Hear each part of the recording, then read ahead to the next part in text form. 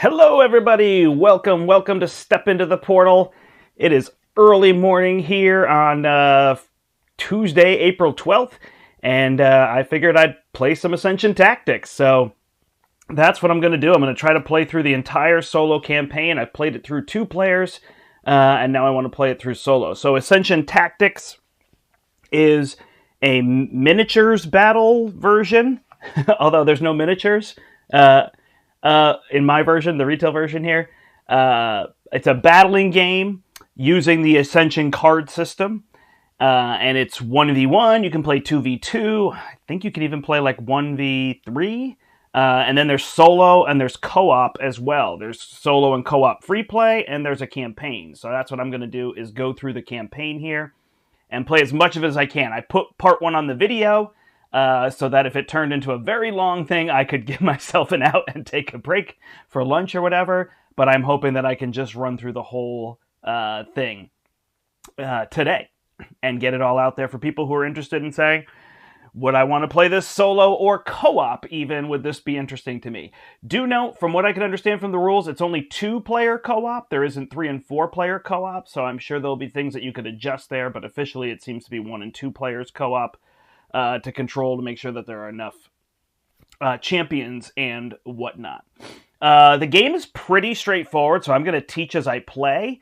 I will try my best to show you cards. Unfortunately, I tried to get a card camera going, and I still am just not having luck, so I need a technical person to come over and help me with that. Otherwise, I would do the little thing where I slide the card. I even tried to just make a separate camera, and it won't connect. So maybe it's my computer, I'm not sure. So I won't have that, but I will read cards to you in the beginning and kind of show you the idea of how everything works. But honestly, it's very straightforward. The fun is in the play. The difficulty's in the play, not in the learning. So I'll teach you that. And the first scenario in the campaign is really short, and it's just to get you set up with how all the systems work. Even running the AI is very fast and very simple. A little punishing at times, but simple. So without further ado, I'm going to jump in, and I'm going to read the campaign here to you. So away we go. All right. So it says, the end of Vigil. Dartha watched as the world ended. From the Arha Temple atop the mountains of Logos, he could see vast portals opening along the horizon, shattering the land and swallowing the oceans.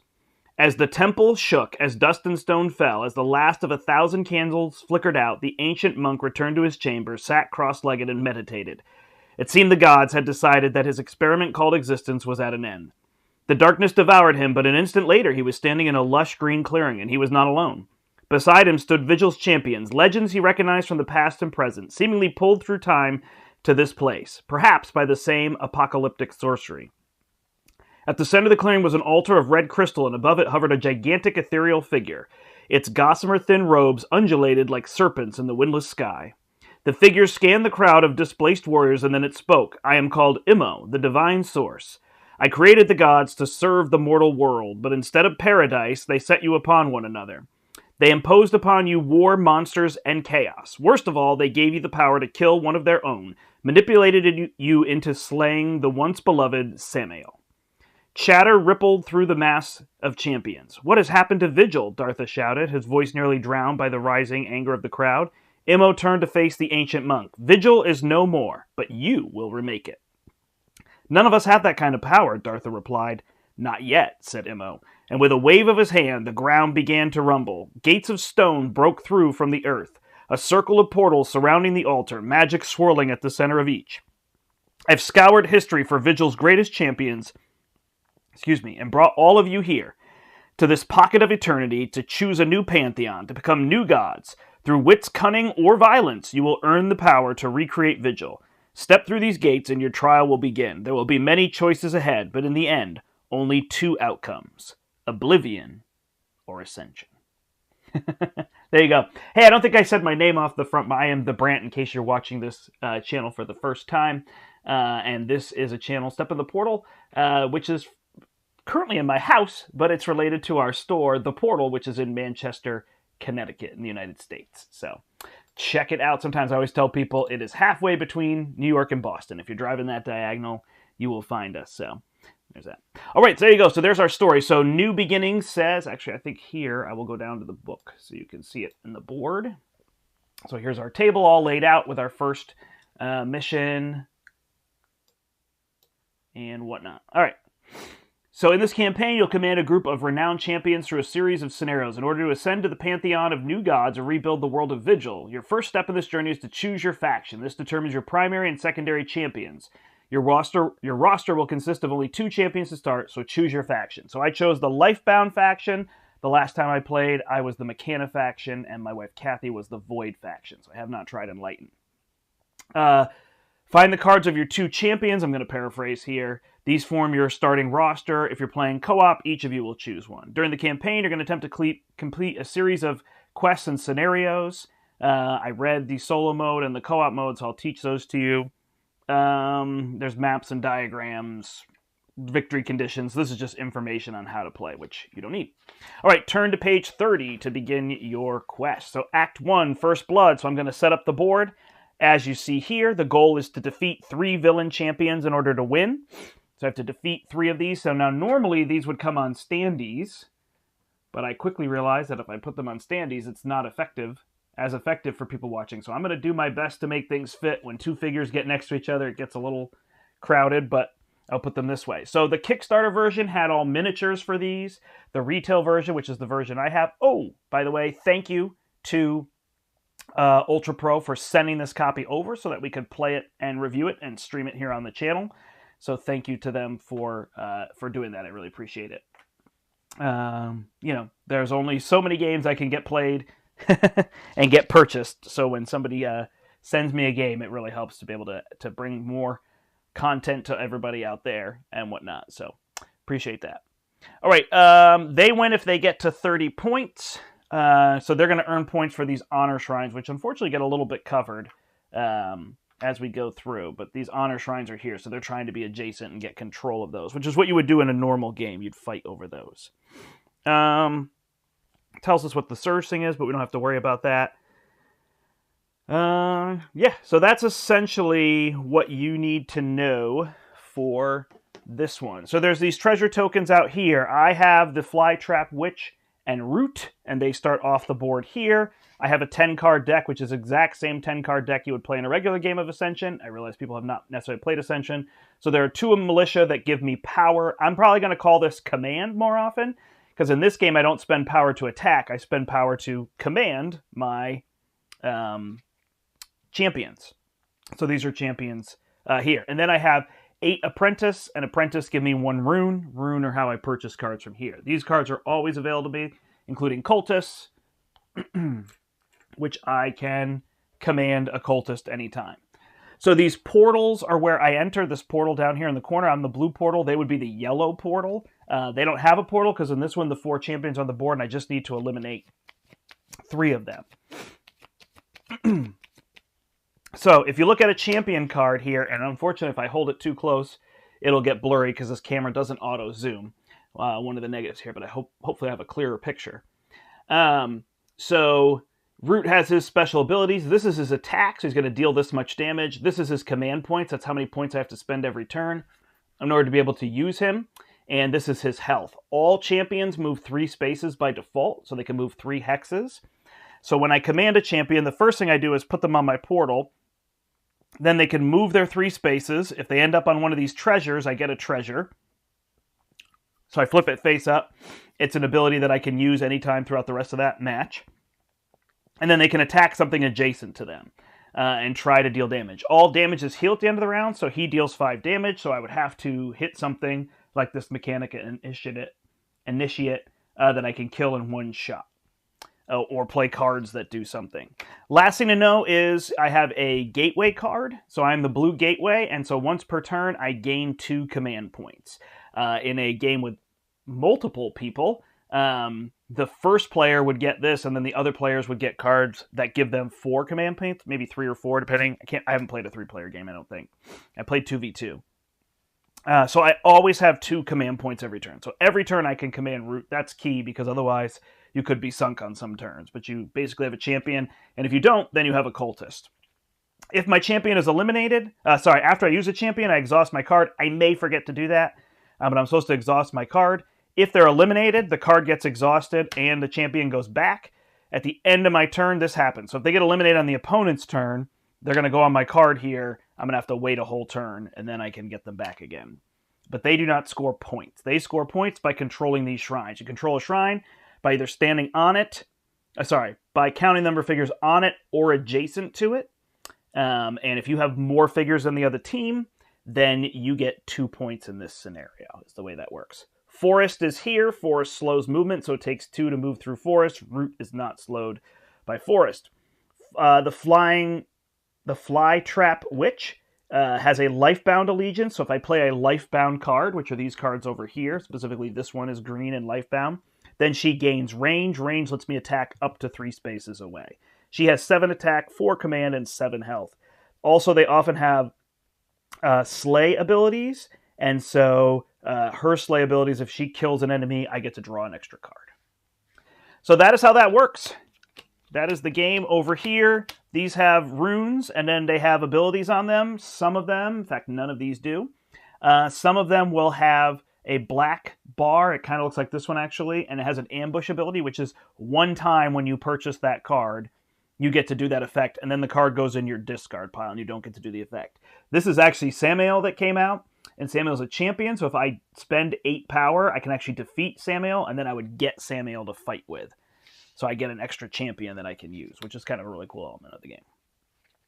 All right, away we go. I always take the first turn. So I have 2 command. I have 2 more here, gives me 4. So I'm going to use my Fly Trap Witch. So she's going to come here. She moves 3 spaces, and I'm going to go 1, 2, 3, land on this, and this gives me +3 attack on a future attack. All cards get played in front of you, and then everything's discarded at the end of the round. And then I have a 3 apprentice. Sorry, the militia 1, 2, plus my gateway. I always have 2 over here. I know my board is cut off a little bit here, but there's not too much to see with me playing my cards, so I'll put more champions here as I go. All right, so I have 3 to recruit with, so I think I'll just get this Lifebound card, the Land Talker. I'll put this card over here for now. So I have a discard pile. So the Land Talker gives my champions +1 attack and gives me 3 runes to work with. So I'm going to flip that out. Discard all my cards, draw 5 to end my turn. 1, 2, 3, 4, 5. And now it is their turn. So the way they go is they have this deck of schemes. So I take this deck and I draw 2 cards each round. So I do the top effect. This says villain champions get +1 movement this turn and then command the green one. So note each of them has a color here. So there's generally always 4, and they're going to either try to kill one of my units if they can. Otherwise, they're going to move towards their color. So I'm commanding the green, which is this runic lycanthrope. So the runic lycanthrope, which is wrong on there, is going to move 4 spaces, because he gets +1 movement. So he's going to move towards this, 1, 2, 3, 4, and stop here in the forest. Now the bottom half has a number, has a little 16 in a hex. That's telling me if there's 16 or more cards in their scheme discard pile, then I do the secondary effect. So the idea is really with the way the AI works is that it's kind of easy at first, just kind of like how your deck is straightforward, and then they start doing more and more things and they get more difficult. So that is the way that's going to work. Technically, this card doesn't get discarded until the end of the round. I may forget to do that, and I make little piles sideways of 8s because these generally have 8s on them. All right, villain champions get +5 attack this turn, command the sun. So the sun is the Mechana initiate over here who's going to go 1, 2, 3 towards this. And it has an 8, so that doesn't happen. So they basically take 2 actions on a turn, or 4. Those really just have 8s and 16, so it's not too bad to track on them. All right, now I have 5 apprentice. Remember, I have 2 commands, so I can use root. So I will use root and go 1, 2, 3, and end up here and get another +3 attack. So there you go. If I could have used the witch, I could have moved up and possibly attacked and killed him. Oh, other thing to note is these cards are double-sided, so with 2 players, you use one side. This players use the other side. And these champions are slightly different. They have a star on them because these are the enemy cards. So these are different than the regular champion cards. And the stars are honor. They are victory points like in the other game. But again, I realize people haven't played it. So you get these little crystals. But in this one, I don't earn any crystals. Only they do. My job is just to slay 3 of them. And then the remaining one, well, you'll see. All right, so I'm going to move root up there, and then I have 5 to purchase with. There isn't anything amazing out here. There is this one. Deal 4 damage to an enemy champion on the battlefield. That's not going to be helpful this turn. These draw a card. So I'm just going to purchase this one, which gives me 2 command power, the Dogs of War. Let's slip the Dogs of War! If an enemy champion is defeated or has been defeated this turn, you may draw 2 cards. So there you go. All right, we will replace. I also get a 1, so I could purchase this one. I don't think I want that in my deck, though. I think I mostly just want attack for here. All right, so that will end my turn. You don't have to track rounds or anything, so it's nice. Like I said, it's pretty straightforward how to play. You're just drawing and using your cards, and it's mostly just reading what they are. All right, I've got my Dogs of War, my Land Talker, so I should be in good shape. That'll trigger. Oh, that's right. I wouldn't have had range without this Lifebound. So, all right, we're going to draw 2 cards. Ready? First one is Command the Moon, then Command the Boss. So this one represents the boss. Normally, in a solo or co-op game, you would pick a boss would have 4 stars or higher and have a Surge ability. So you'll see some cards are going to say Surge here. We don't do this because it's at 8, but that's how that would work. But here they're telling us who to fight and keeping it simpler. All right, so the Unbound Emissary will move 3 spaces. And she could have ranged, but she can't move 3. So she's going to move towards the moon here. And again, it's really just up to you to figure out exactly. And then here's the boss. 1, 2, 3 is going to move there. In that case, it's just Naka. It's not a boss. If you have other questions, you can let me know and put them in the chat, and I will answer them for you. I realize it is early, so people will probably show up as I go throughout the day. All right, each player discards a random card, then command green. I'm going to discard... Oh no, my Land Talker. That's not good. All right, so the Lycanthrope, if there are 2 or more Lifebound in the center, then they gain +6. There is 1 Lifebound, but not 2. So he only attacks for 4. So if he moved up here, he could attack Root for 4 and defeat Root. So that's what he will do. 1, 2, 3. And Root is done. Darn it. So he will move to attack something if he can, otherwise move towards this. Wow, I've always done so well in this scenario. That one did not go so well. And I lost this card to trigger her ability, so we'll see how this goes. All right, so I gain 2 attack power, or sorry, 2 command power. I can't use Root, so I'll just use the Flytrap Witch. I don't have Lifebound, but I will move 1, 2 next to the Lycanthrope, gain this for stopping on that space. So this is a +1 defense and a counter strike, so I would attack back. And you can spend these tokens anytime, including the other person's turn. And these treasures exist in the regular game too. So then I'm going to attack for 7. The Lycanthrope has 7 defense, so I will defeat him. And because I slayed him, I draw a card. And because an enemy champion is defeated, I draw 2 cards. So that actually worked out really well. So now I have 2 more command points that I can't use. Oh, I can get a Cultist. So I will get a Cultist. And move them 1, 2, 3 to help me get this over here. So I've got more attack power. So I've used that. And now I have 4 to purchase with. So I'm going to purchase this 2-cost one. You may banish a card you have played this turn. So I use those 2 and banish that one. And then I'll refill. And I will get... nothing has 4, right? I will get this card. Actually, I'm just going to get a heavy inventory, which just gives me 2 command points.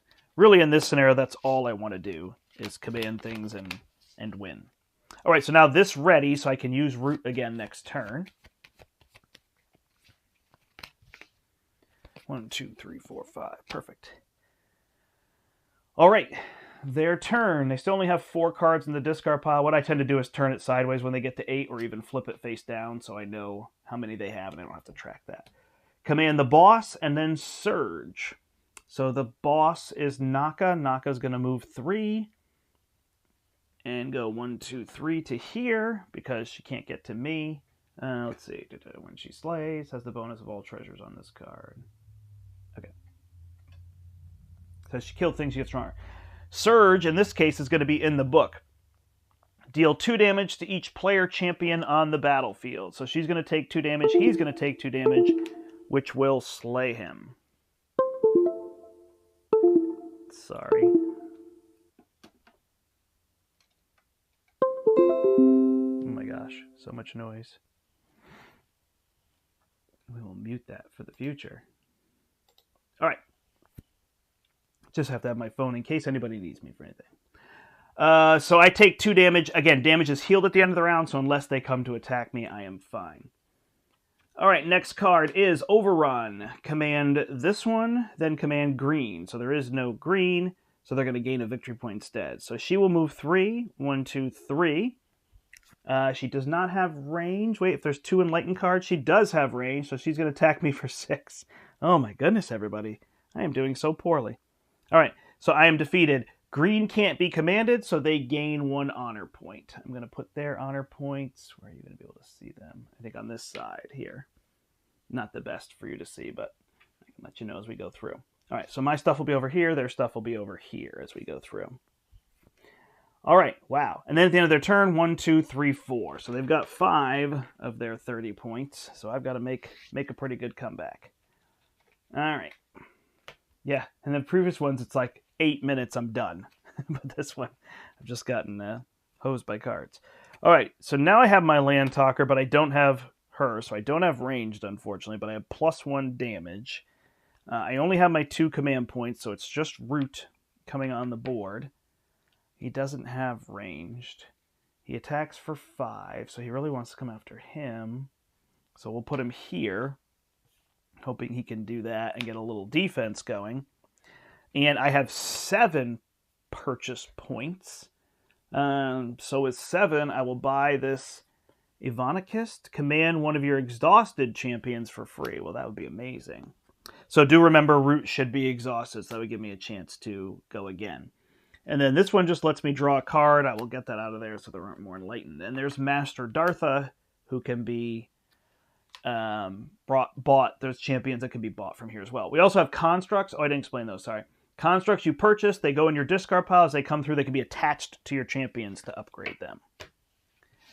Well, this is not going well. I thought, boy, this one's such a breeze. I've played it twice now, and it was easy as pie. But not so much for me this time. So, all right, they've got 6. If I don't get something going soon, it'll be tricky. All right, so I'm going to command the moon, who's got +5 attack. So she's going to come out here and attack Root, who is now defeated. Oh, my goodness. And then villain champions have +1 movement and command him, and he will go stand on this. So they're going to get 4 points. I think in my previous games, they got like 1 point and 3 points. So I am not doing as well. But that's okay. We'll come back. All right. I've got tons of command now. So maybe we can make that work. All right. I have... This one is going to gain me 2. It doesn't do its ambush effect. 2 runes. I've got 2, 4, 5, 6. But if I play this Lifebound card, it will give the Flytrap Witch ranged. So what I will do... And then how many... And I can command 2 of these, which will be 2 points. So here's what I'm going to do. I am going to spend my 2 to purchase this card, which deals 4 damage to the Emissary. Actually, do I want to deal it? Yeah, I'll deal 4 damage to the Emissary here, who has 2 left. Then I'm going to spend my 2 command points to command a Cultist, 1, 2, 3, who will defeat this one. Then I will spend 4 points here to command the Flytrap Witch, who has ranged. I will go here. Actually, you know what? Ranged, I'm going to go here and not get this token. And she can attack here, and he is defeated. Done. So now Naka's just left, so that is who's going to join our party, is the idea of this first one. So that's all I had to do in the first one, was just eliminate 3 of them. So them getting 30 points was never really a pressure. And there isn't a measure of how you did. It's just you did it or you didn't do it. So there's that. Okay, so now we can show you some of the features of the campaign, which is the part I'm excited for here. I'm going to reset mine to here. and try to be a little organized as I go through. The setup is long in between each, so please bear with me as I do that. All right, so we did all those. So now I read this. Does my luck never run out? Dionea hissed. She might have been the greatest witch in Vigil, but that didn't mean cultivating a flytrap forest was easy. It took centuries of dedicated, hands-in-the-dirt work to finish her carnivorous masterpiece. Excuse me. And now it was gone, blinked away by some nameless, faceless entity. Dionea had new priorities now. Win the contest, become a god, destroy the meddling entity, and get back to gardening. She stepped through the portal. Continue the next page for your reward. Into this wild abyss. The first of many battles, and there's only a break here. The other ones I don't have tons of reading to do. The first of many battles had ended, and despite the chaos and bloodshed, the standing champions forged an alliance. With artifacts captured from the defeated and new knowledge, they prepared themselves for a grim future. As the portals through which they'd entered crumbled to dust, new portals opened in the distance. Each doorway was decorated with clues to the dangers that might lurk on the other side. Tufts of moss and crawling vines, glyphs glowing with power, rusted iron stairs to a clockwork doorway. Each portal had a trial, each trial a perilous step toward the resurrection of Vigil. All right, so due to our dominance, we've gained new allies. So Naka was left over, so Naka and Shadowcaster are the two that are going to join me. So I'm going to find those two over here, and now that will be my party. So depending on who I defeated, and since I played McCanna last time, that is why I purposely defeated McCanna so that I could play as Void here instead. So I really like this feature that you can do, and you can kind of, make it work if you want to.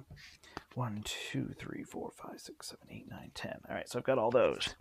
All right, so now that I have those, and if you were playing in 2-player, then each of you would get one of the leftovers. So you'd only have 3 champions, but I now have 4 champions here to command. Then when I claim victory, what I'm going to do is I'm going to take this stack of sigils, and I'm going to get a new sigil. So I've got my stack of sigils here. It relates to the Lifebound team. I'm going to shuffle these up, and I get a sigil, and sigils are 2-sided, so you get to make a decision. Do I want the Flytrap Witch to have +3 health, or do I want to add a Yggdrasil staff from the center deck to my starting deck? So now I need to go find Yggdrasil's staff. Ooh, look, I found it that fast. Equipped champion has Slay 2. Boy, that seems pretty good compared to just +3.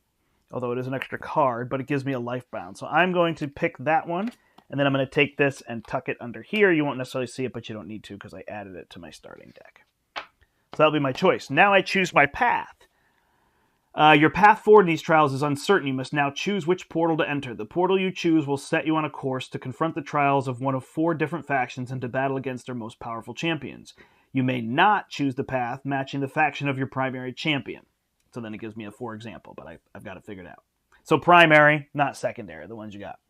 So we played through the Enlightened one last time. I am Lifebound, so I'm going to pick McCanna. So Act 2 begins on page 42. And by the way, this is very replayable. It ends up only being 5 different missions, so watching me play here does not spoil it. It's much more about the play and playing through it than it is about the story and being spoiled on things, campaign-wise. So there's that. All right, so it shows me how to set it up. The first team, construction of destruction. The first team to reach 40 points wins, so now I am trying to score points. 2 points for control of the various honor shrines. I will set this up, and here are the villains that I need to fight. All right? So I am going to get this set up. During setup, search through center deck for a rocket courier and a blast goggles and set them aside. When a player champion moves onto the beacon on the left side, they can get one on the right side, the other, specifically the courier and the blast goggles are on each side. The Hedron Forest reached into the clouds. Its iron trees formed a canopy that raged with lightning, while glowing geodes protruding from the roots illuminated the forest floor. On a high branch, the dragon Tyrannix perched, devouring the tree's electrified copper leaves. And then there's enchanted tiles in this one, which are barriers. I cannot move onto them unless I'm equipped with a construct. It doesn't block villain champions in any way. Hedron barriers, naturally glowing walls of machinery that crisscross like Hedron forests. While some are crudely melded scraps of random metals, others are more defined, composed of spinning cogs, crystals, and pistons grinding away for unknown purposes. The treasure location on the enchanted tile at the left edge of the battlefield should have 2 treasure tokens placed on it, and you'll pick up both if you end up there. All right, so please give me a minute to reset all of this, and I will try to chat a little bit while I'm doing that and let you know. So this is the idea. Like I said, it's very replayable in what you are trying to do and accomplish. Do I have a Mechana Initiate? I don't think so. So these are all out. So yeah, there's a card for the champion and for the villain champion. So we get rid of those. This will get reshuffled. And we'll put this somewhere in the we probably won't need it again spot. I had the other. So here's my other 4.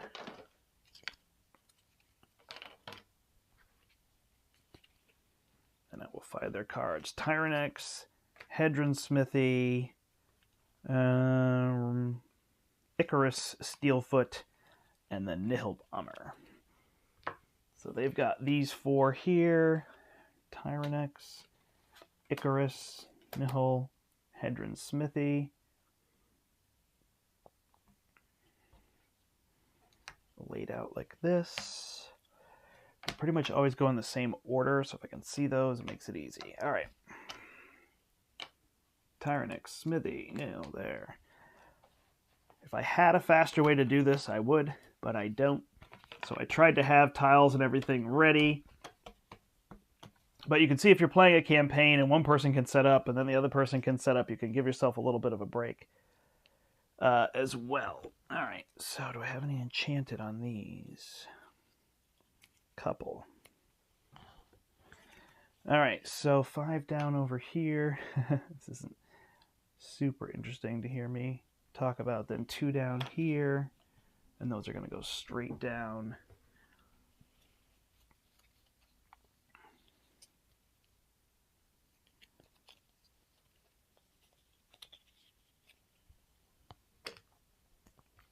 I have a portal here, and I have a portal here. I have a portal up here. This one is here. Here. And 3, 6 up. 1, 2, 3, 4, 5, 6. I think I will need that one again. Alright, let me just find some enchanted tiles.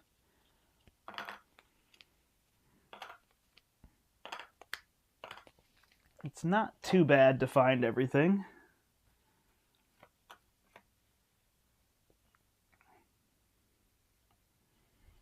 Here's that. All right, and then we just need forests. And forests are going to go here and here.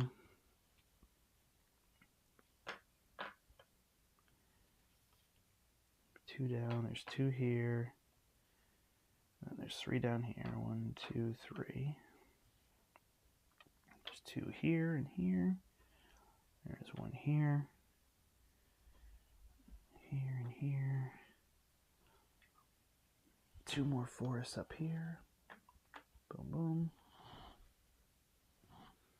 And then this has one of the items. This has the other item, and I just need 1 more enchanted tile here.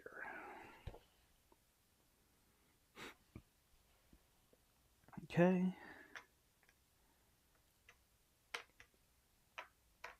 So these 2 are for them. This is for the moon. And this is for the sun. Oh, the other thing I'm going to mention is the way I'm going to play this is I'm going to fail forward. So I'm just going to keep playing as though I won so that you can see all the missions. So if I lose, I will still try to play to win. I'm not going to play poorly, but I'm going to try to play to win. But if I lose, I am just going to... oops, I saw that one. I'm just going to play and move on and imagine that I won just so you can see them all. So I think, again, for streaming and showing it off, I feel like that's more interesting than, hey, I'm going to replay this one again and again and again and again. I don't think it's that hard, so I feel like I probably will do well and be able to win, but I just wanted people to know that is my plan. There's 1 more treasure. right here. All right, it tells me there's 7 treasures. 1, 2, 3, 4, 5, 6, 7. I think that we are generally good to go. We got their cards. We shuffle this back up. So it's not too bad in between each one.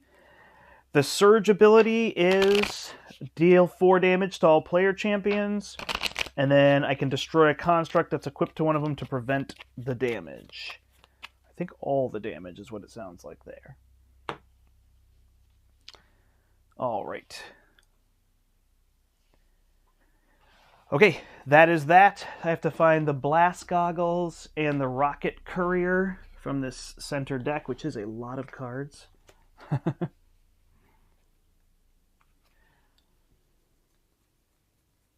I do know that at least what color they're going to be, so I can go through a little faster. Scrap Weaver, Colt Peddler, Blast Goggles, Clockwork Shield, Plasma Rig.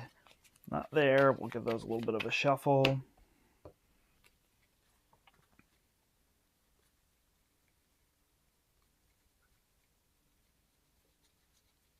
Oh, man. What is the other one I'm looking for? Rocket Courier. Okay.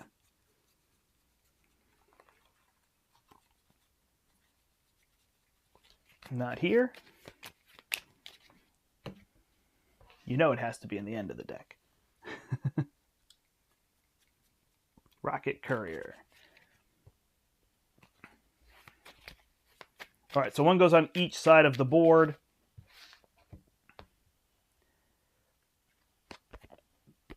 When a player champion moves on to the beacon on the left side, they get the Rocket Courier. So the Rocket Courier is going to be there, and the Blast Goggles are going to be there. And if that gets annoying and in the way, then I will just move them. This could probably use a better shuffle if you were playing with other people. I would suggest a power shuffle, but I'm just going to overhand shuffle so we can keep moving on. So if you're looking for a negative to the game, I would say there's one of them. The setup in between is relatively long. If you don't like placing all these tokens, you can keep things somewhat organized, but they are also double-sided. So finding things can be a little bit tricky. So it's just something to know. You know, we were able to use the bathroom. One person sets up the map. The other person's getting the cards. Take a break. Like, it wasn't too bad in my mind when we played through it, but I know for some people that's an absolute no-no. The setup time is clutch to whether they're going to get and play a game. I'd imagine if you want to play this solo, it's not as big a deal as long as you have a place you can leave it set up. All right, there's my Shadowcaster. I think I'm good. I apologize if I forget anything, but I should be all set. I've got my sigil, so I have my Yggdrasil staff right off the bat. All right, so I'm going to take that staff and I'm going to put it on my Flytrap Witch, which will trigger my Lifebound. Now, these ones have Void Allegiance, so this one has ranged all the time. Oh, and I replace a Militia in my deck with a Heavy Infantry. So this Militia is out, and this Heavy Infantry is in. I'm just going to shuffle them in. That's what the Shadowcaster does.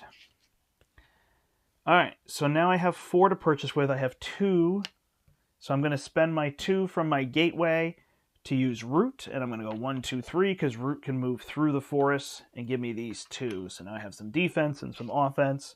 Those treasures do seem pretty key to changing the math. All right, so now I have 4 to purchase with. So I'm going to get this Thicket Familiar, which gives me 2 runes, and it's a Lifebound Allegiance. It gives me 2, it gives me 2 command points as well, power points. So that cost me 1, and then I flip a new card, and now I have 3, so I can get this Wrench Priest. You may put the next construct you acquire, or I can get a construct, which is what it's asking me to do.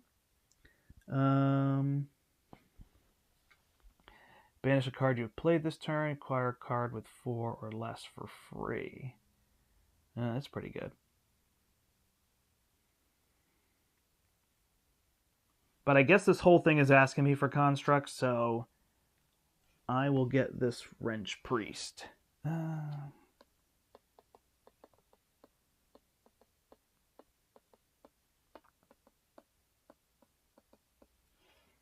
Yep, I'll get the Wrench Priest. All right, so that'll be that and my turn.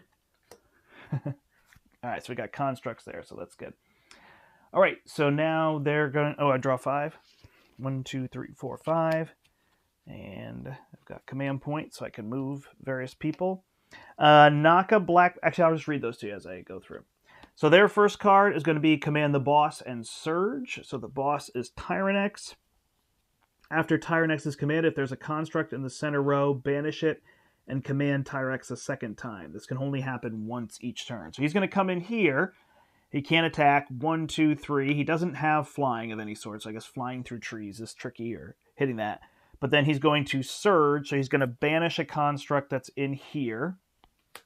And then he's going to go a second time. So banish is discarded. And then he will move towards this 1, 2, 3. So he's going to come over here. This is what he's trying to get to. All right, then their next card is going to be place a cultist on or adjacent to the moon hex, and then surge again.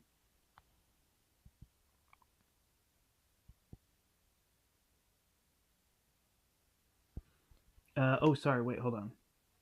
That's his ability. Then they surge, and surge deals 4 damage to me, which defeats Root, so Root is out. Man.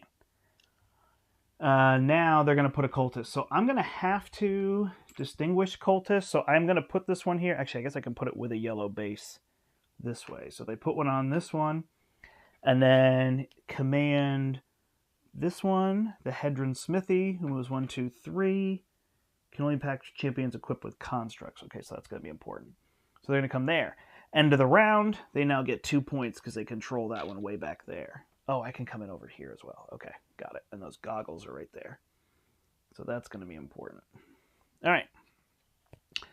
And then they surge and deal 4 damage, but I don't have anybody on the board. Back to me. So I can move up to here, which is probably going to be smart. Go with 2 of them. So Naka has a Void Allegiance. When I command her, reveal a treasure from the bag. She gains the revealed treasures effect until the start of my next turn if I do Void Allegiance. So I want to play some of these Void cards to be able to do that. So I think what I'm going to do is I have 2 purchase, and I'm going to purchase this construct because it sounds like construct's what I want. It gives me +4 damage, it's void, and it deals 4 damage to an enemy champion on the battlefield. So I'm going to defeat this Hedron Smithy, which gives me 2 victory points. So now I've got 2 of my 40. Okay? And that can only be attacked, but I just dealt damage. Then I'm going to use these to do the Fly Trap Witch, and she's going to go 1, 2, 3, move here, land on this, remove this from the board, and I get the goggles where? Acquire it. So I assume it's going to go here. When I play those goggles, I get to draw a card, so it's kind of nice. And then I've got 2 more to purchase with. So I've got this one that lets me banish. I've got just one of these. I'm going to get a Mystic to give me 2 more to be able to purchase with and try to build up a little bit of a deck here. 1, 2, 3, 4, 5. All right, so we got some things for next turn. We've got a life bound, so we should have enough to activate. So we're in pretty good shape. We got purchase and movement. Did not defeat this cultist, however. All right, so they get 2. The first one is each player destroys one of their equipped constructs. All right, so this Yggdrasil's staff goes away. And then command the green. So green is going to be Icarus Steelfoot. He has ranged, and he has plus damage equal to the highest cost card in the center row. So he has 6 damage because he's a 0.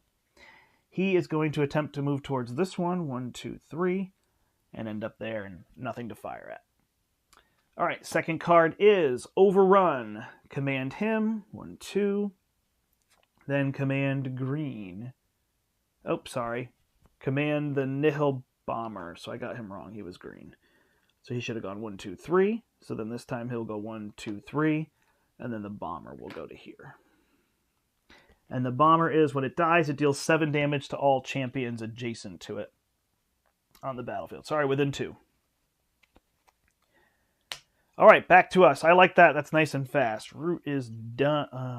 No, Root came back at the end of my last turn. lots of things to track when I'm trying to talk it through with everybody, so I apologize for any of those things I miss. Put the next construct you acquire this turn on top of your deck, but there are no constructs, unfortunately. All right, so I have 3, 4, 5, 6, 7. Because of those ambush abilities, you often want to look for things that you can do immediately. And I didn't mention it, but champions can attack and then move, or move and then attack. It's up to them. They can pick the order for all of that. All right, that Tyrannex is going to hit me pretty hard, although I have these 2 to block with, so that might actually be terrible. All right, I've got 1, 2, 3, 4, 5 to command with. So if I command the Flytrap Witch, that's all I'm going to get. If I command Root, I can pick up more treasures, which might be my best bet at this point, is to do 2 of them. So actually, the Shadowcaster can go and go 1, 2, 3. And then the Shadowcaster can fire to there and eliminate this cultist. So that works. And then I've got 2 left, so I'm going to go with Root, and I'm going to go 1, 2, 3, and go get this treasure over here, so I have a little more attack on me. I'm not going to get any points, because I don't get any points for killing cultists, but that is okay. All right, so that's my command points. Then I have 7 to purchase with. 7. So this one seems amazing. Deploy a champion onto any forest on the battlefield. And then 7 here is destroy all constructs. Equipped enemies may destroy an enemy construct. Draw a card. That one's pretty good too. But this will give me 4 and 4. So let's get this one for 6. Deploy a champion onto any forest. So where do I want you to go? I think if you come here, I've already got 2 people there. If you go here, that bomber is going to attack. Bomber attacks for 7. And then deals 7. I don't have the counterattack, huh? Interesting. So I guess I will put it up here, and then could move to get that treasure. Oh, that's weird. Oh, I will deploy right here and get 2 points. So I'll come in here, end of my turn. Now I get 2 points. Good morning to anybody watching. Feel free to put questions in the chat if you have any, or just say hello. Probably be a little bit of a long stream here, so we'll keep it going. All right, 5. Is this upside down? Nope. So next turn, I've got money to buy with, and I've got a construct that I can attach. All right, so I used these ones. So I could have deployed her and then commanded, but that's that. All right, first card for them is Banish the Center Row. Oops. Deal 2 damage to each player for each void card banished this way. Well, that's easy. Each player champion. Sorry, I should be careful. So that does nothing. So that's nice. Does clear out some of those cards that I wanted, but here's a construct. Constructs are a little hard to tell. The easiest is that they have things on the bottom here. All right, and then the second card is Villain Champions get +5 and command Hedron's Smithy. So he's going to move towards this one.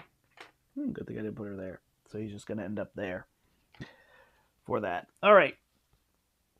So now I could give this to my Shadowcaster and move up and kill. Actually, he can deal 7 damage. So I could kill Tyrannex. So I like that idea. So I have 2 to command with. I'll put this on the Shadowcaster. Oh, he can even then move through there, huh?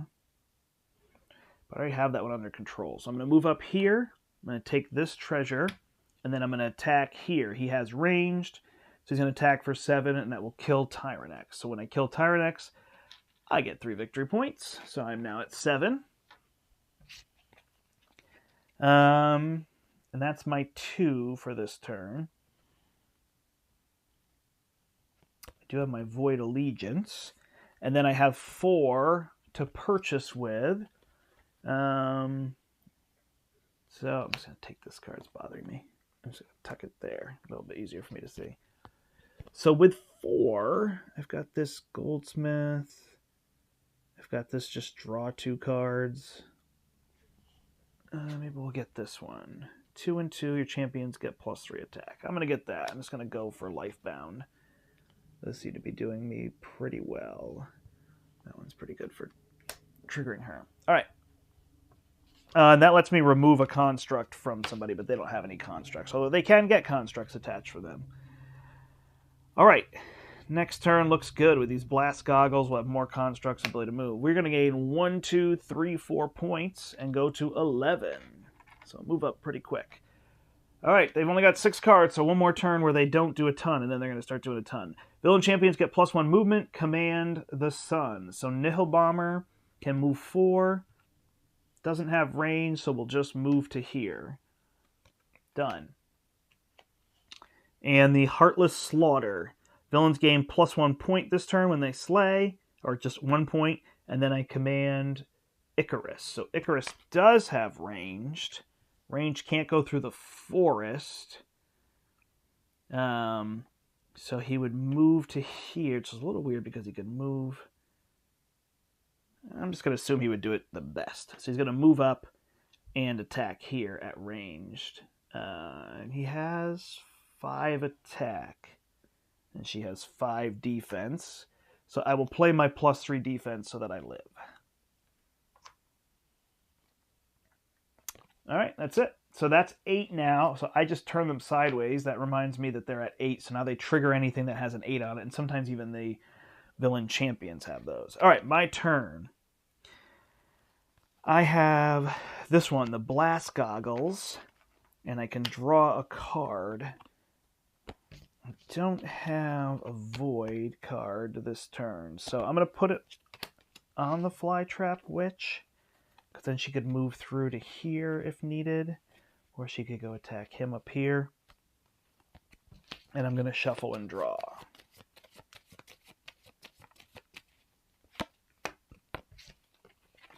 Alright. So I have 5 to purchase with 4 commands. So if I purchase this construct right here, when you play it, you may acquire a hero for free. Interesting. Okay. Don't know that that's what I'm trying to do here. So with my 5, I could get this one that just lets me draw 2 cards.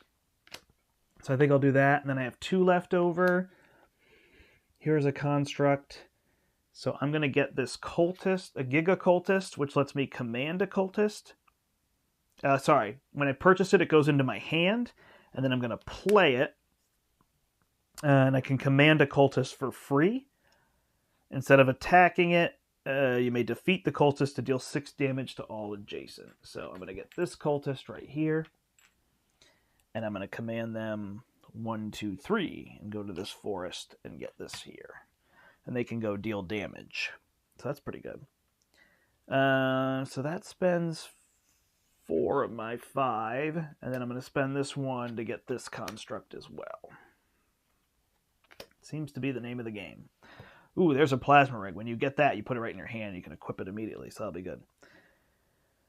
Okay, and then I have 4 command. So I could command Naka because I've now played that, and she would get plus stats equal to a draw. He needs 7. She's already an 8. But she could go defeat him. So it's a tricky call here. 2 and 2. If he runs up, he can't get to the forest. I don't have additional movement for him. So that's no good, because he can't punch him hard enough. Okay, so then it would be risky. So I'm just going to use the Flytrap Witch, because that's not risky. She's going to move 1, 2, 3, because she can move through the barrier. And she's going to kill Icarus Steelfoot. Alright, so she deals 7 damage to him. He's dead. When she slays, I draw a card, which is 1 more purchase. I'm not going to use it. Give a champion +1 movement. I guess I will get this one. So I don't have a champion for +1 movement, but I can get rid of that card and get a different card. All right, so she went. Defeated there. I get 2 victory points. And then that's the end of my turn. So I get 4 more victory points. Done. 1, 2, 3, 4, 5. All right, so now they start double triggering, so we'll see how this goes.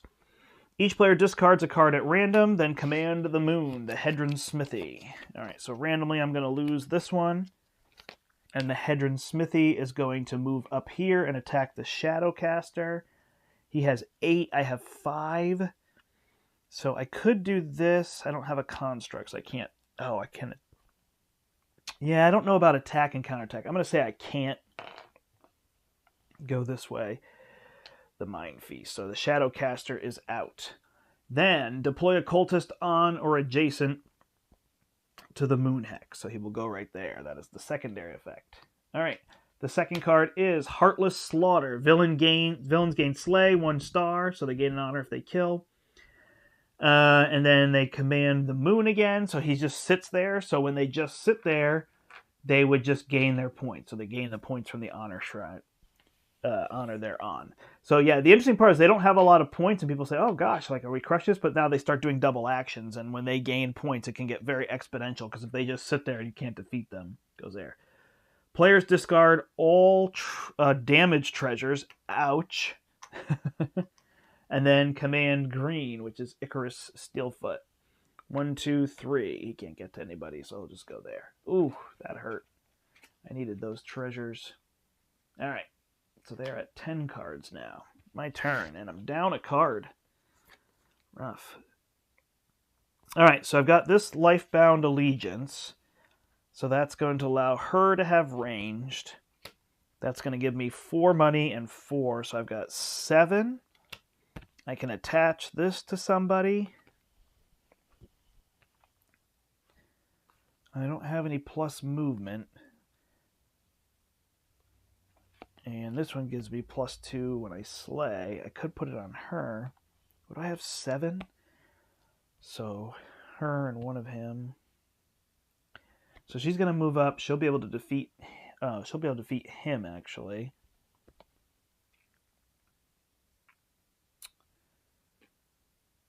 Yeah, I don't know who the second person should be. If it should just be her, I guess.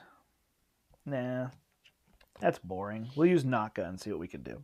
Well, you know what? We'll use Root, because if we can get him in position, he deals double damage. Alright, so I have 5 to purchase with. So what is over here? Oh, I guess it really comes down to this one, huh? So I can take this rig and I can put it on Naka. So that cost me 3. And then for 2, I'm just going to go and get command points. Power points. Like I said, I call them command a lot, even though it's technically power. All right, so then I have 7 to command with. So I'm going to do the Flytrap Witch and go... I guess I'll kill him because I can, right? Ah, one away. I guess I'll move up here. And I will defeat the Hedron Smithy and get 2 points for doing that. That won't give me control of that.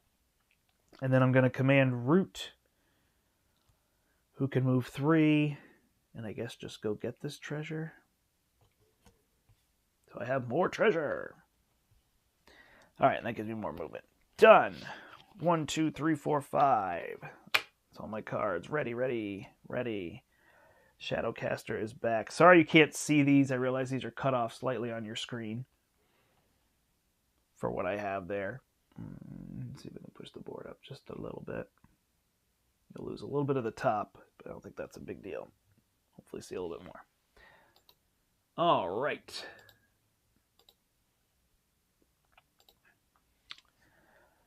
Here we go, their turn. So they are going to reveal a treasure from the bag and give all villain champions that bonus until the turn of the next turn, and then command the boss. So, where is the bag? Oh no, did I put it down over here? Oh, good. All right, so they are all going to get +3 attack. And then Tyrant X is going to go 1, 2, 1, 2, 3. He does not have range. After he's commanded, if there's a construct, there is. He's going to get rid of it. Ooh, there's a champion. And he is going to go a second time. So he will move up here and attack for 12. And I have 9, 10. So I will play this just so I can strike him back. So we will both attack, and he will die, and I will get 3 points. Ooh, did I get my points in the last round? I should have gotten 2, right? Should have gotten 2, and I get 3 here, so there's that. I am also defeated. When you're defeated, you lose any attached constructs. All right, and then there's second card. That has a 16, so it won't happen. Equip a construct from the center row to this villain here. So Nihil Bomber has this, and then command him. So he now attacks for 8. And that also has a 16. So he will move up here, attack Root for 8, and Root is dead. Man. Yeah, so positioning can be important, getting points, figuring it out, but now you can see they've got me off the board a little bit, so I've got to come back and figure this out. And I've got 2 people dead. All right, so my turn. Lifebound Allegiance. I have +3 attack because I have this card here. All right. Put the next construct you acquire this turn on top of your deck. Don't have any constructs out there, so I've got 3, 4, 5, 6, 7, 8, 9 to purchase with. So I could go get this champion, which isn't a terrible idea. Pass Thea. You may remove all champions from the battlefield and then command her for free. She has +2 movement and may attack 4 times each time you... Okay, well, let's do it. So we're going to get this champion for 8. And I can remove all other champions from the battlefield. Gunaka. She has 7 attacks, so she could defeat that. Oh, she can't defeat the bomber. Okay, so she's going to be removed. These are going to be removed from the battlefield. I'm going to go get her token. I have not played with her before, so this is exciting.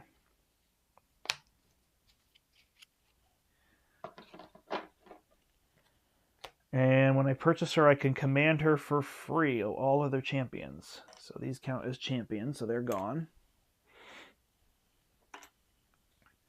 She moves 5. Or 1, 2, 3, 4, 5. She can come up here, right? To this one. And then she could attack 4 times. So there you go. All right, and then I've got my life bound. So I've got 1, 2, 3, 4, 5, 6. So I can command both of them. They don't have constructs. Oh, she just got removed. He got defeated. He was defeated, so this should be gone. Do I not have my hand? Oh, I'm taking my turn. Hello. All right, so he can come in 1, 2, 3. She actually still has a construct, so she'll come in and go here.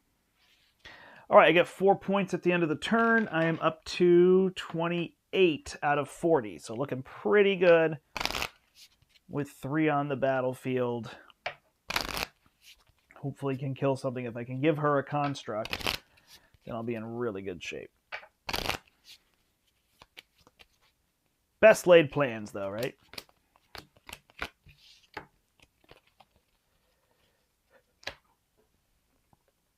Hard to know. I've got to draw 2 cards. All right, that is removed. All right, first one, Seize the Wind. Villain champions get +1 movement this turn. Command Tyrant X. So Tyrant X is going to move 3. Can't get to here. 4 is not enough. 1, 2, 3, 4. So it's just going to come this way. It's a 16, so we don't have to deal with it. That is lucky. And then Command green, then immediately score honor shrines controlled by villain champions. So that's going to be Icarus, who has ranged, and he attacks equal to the highest card in here, which is a 7. But even if he goes 1, 2, 3, 4 and attacks me, I have 9, so he will not be able to defeat her. So, in that sense, he's just going to move towards this one. He doesn't have range to any of them because it's 3 spaces. Wow. And no honor shrines. So that's pretty lucky draws right there to not have to deal with 4 champions coming on the battlefield. So now we'll see if we can defeat them and finish this off. All right, this would give her +1 movement and +1 attack. She doesn't need it. She can attack 4 times. She doesn't need +1 movement. This one lets me draw 2 cards, so I'm going to play that, which technically goes in front of me. And I pretty much have all purchased. So I have 3 command points. She costs 4, so that's no good. So 3 command points is the Shadowcaster. If I let him attack for 4, it's not going to work. Naka, I don't have that, but she would attack for 7. So she could kill one of them. She doesn't have range to him. This would give her +1 movement. But then I lose the 2 there, right? Because what did I say I have? 3? If I could just get him here to be able to deal that damage. Okay, so I can guarantee these points. Yeah, that's fine. All right, so I will give him...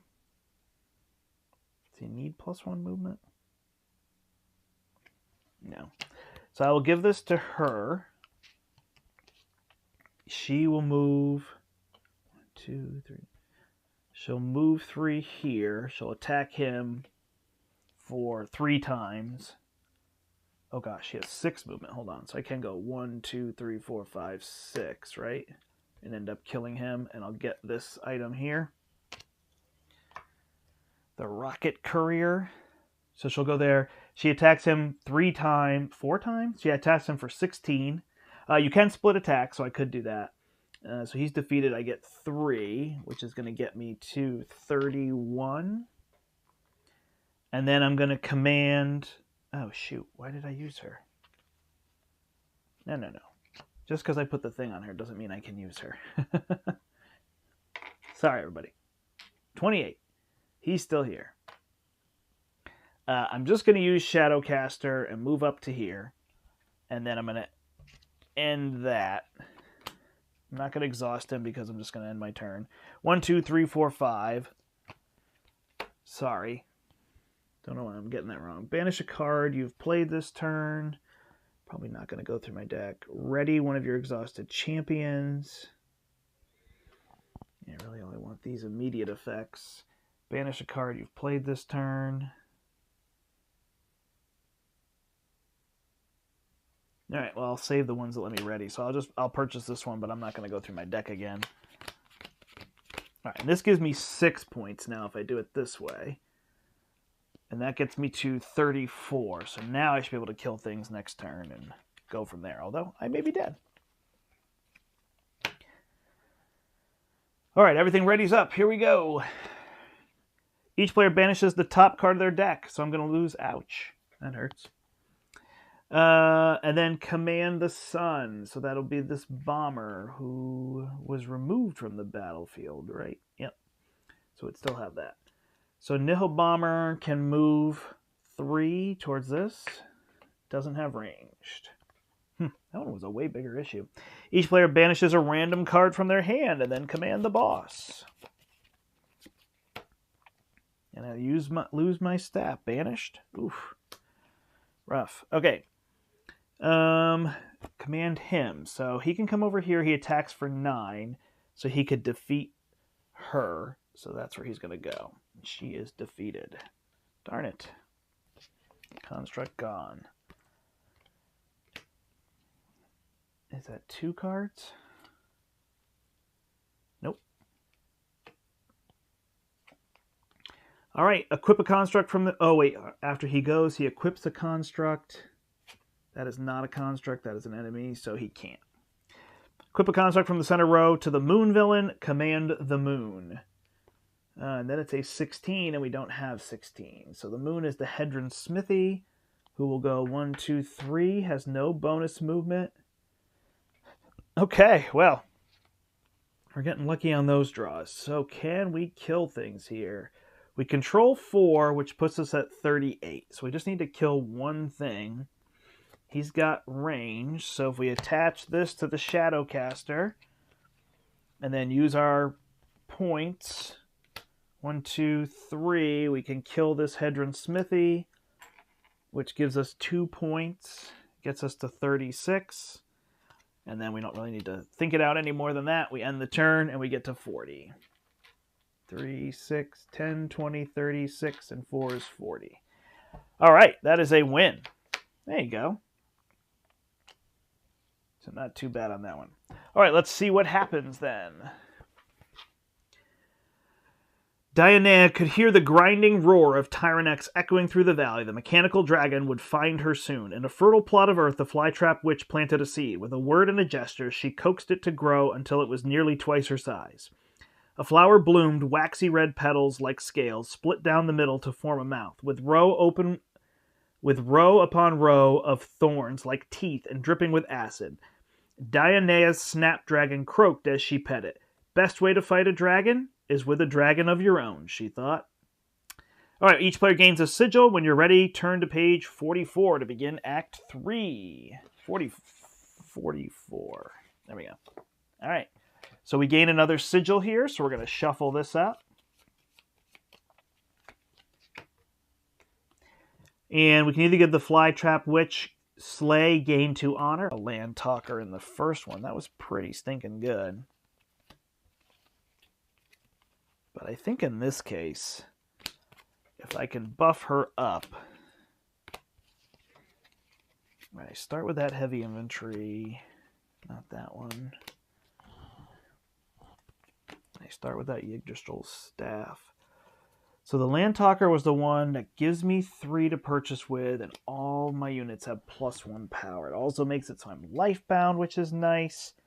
But I think I'm still going to go with this. So now she has Slay, draw a card, gain 2. So she's my main character that I want to focus on. 1, 2, 3, 4, 5, 6, 7, 8, 9, 10, 11. I really like this. I wish they did a lot of this where you get to add cards to your deck, change cards in there. I think that's really fun to give you a different starting deck. That's one of the best things you can do to change up games of this type. All right, looks like I only need 1 here and 1 here for the next one. And I'm going to need 20 forests and put out some taint. All right, I'm going to get this set up. I'll talk through all this, and then I'm going to take a quick bio break and keep going, and then we'll see how we do after this one. But it's just after 9, so we should be good to keep going. We don't have any of these enchanted tiles, so we'll pull those for now. Set them to the side. No beacons. We just got this one and this one, and we'll figure out our enemies. No one is the same. Oh, the Hedron Smithy is the same. I'm going to keep him out there. This card is going to go back into this deck.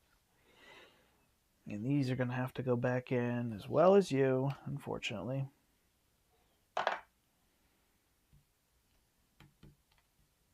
So you don't keep any of this stuff from game to game. That is something of note. And we need a whole bunch of forests. We never got this one. Didn't use this. Honor goes back.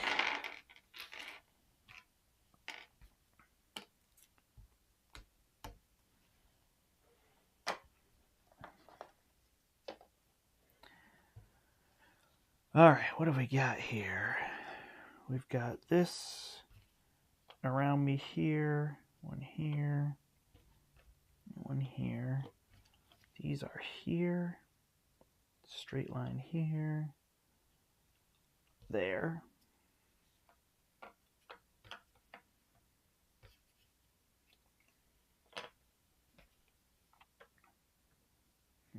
Slightly off. It is like that. More forests. here, here. Is that a forest if I flip it? Nope. We do have some taint. So taint deals 5 damage to you when you step through it, as well as 5 damage to you if you start your turn there. Now damage is healed, so you can kind of work through it sometimes. Is that all the forests? 3, 6, 9, 13, and 7 is 20. Perfect. Okay, so now I just need to find taint. Ooh, I set this board up way faster. Oh no, now I don't have taint, huh? Do these have taint? Yep. Hey, that wasn't too bad.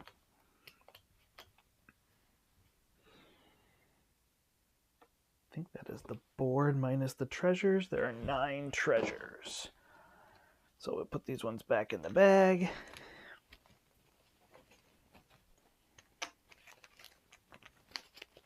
This bag is not necessarily big enough. You can probably see some of these, but if you look at my little corner cam, I'm trying to look away and get them all down.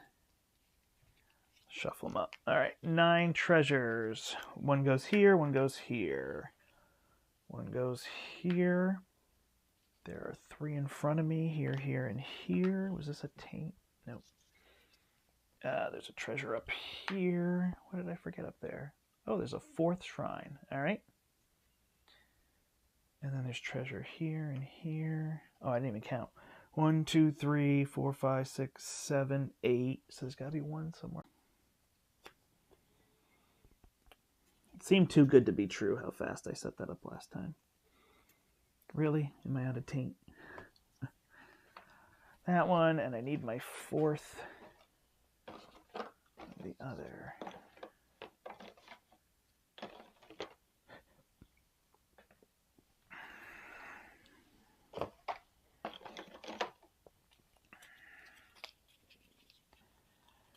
Can let me know how you're enjoying this so far. I know the in-between here, you probably be like, this part's boring, watching you set up, and I totally get that.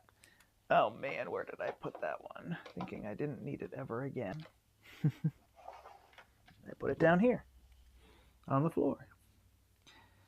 But yeah, I think it's pretty interesting. You know, I think co-op can be better. I don't know. I like playing with people, so to me, co-op is a lot on that front and whatnot.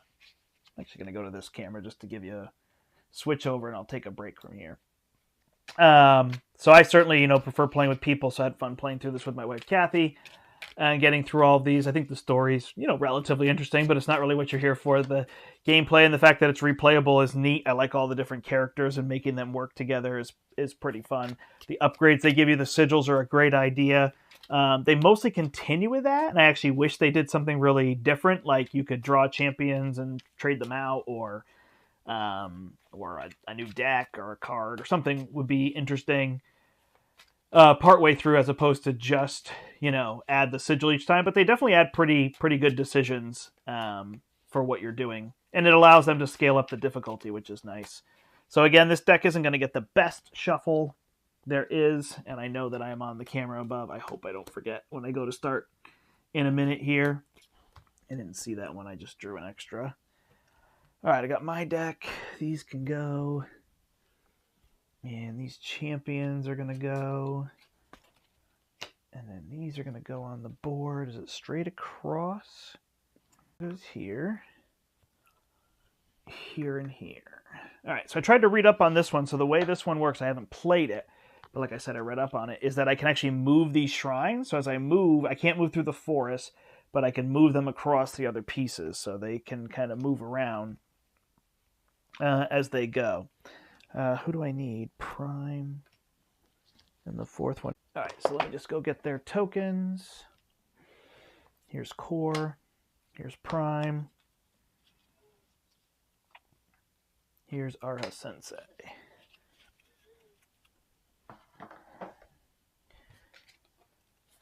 All right, that goes there, that goes there. There and there. Boom. And we are set up. That was pretty fast. I'm happy with that one. All right, I'm going to take a 3 to 4 minute bio break, and we will be right back everybody. I'll put you on the table view so you don't have to stare at my empty chair.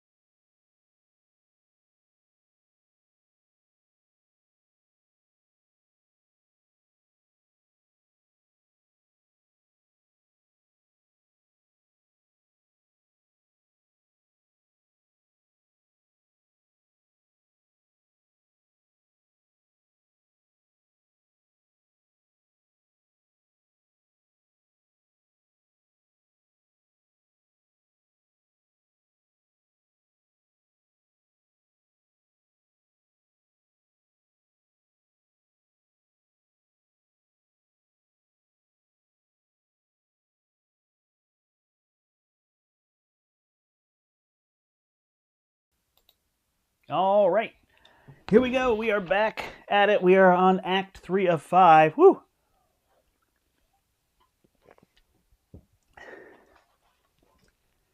We'll see how we do.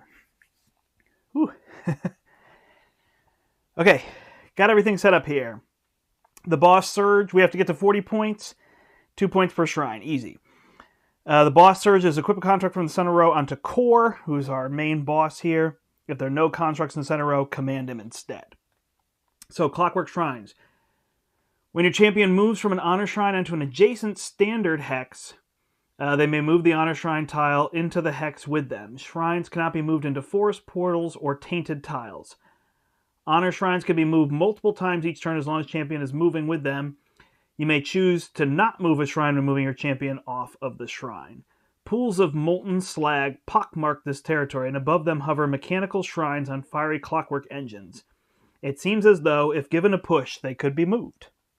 Molten slag. When a player champion moves onto or begins a turn on a tainted tile, they're dealt 5 damage. Villain champions are unaffected by tainted tiles. Mechana foundries and workshops are dangerous environments for those not familiar with their layouts. One false step could result in a serious injury or worse.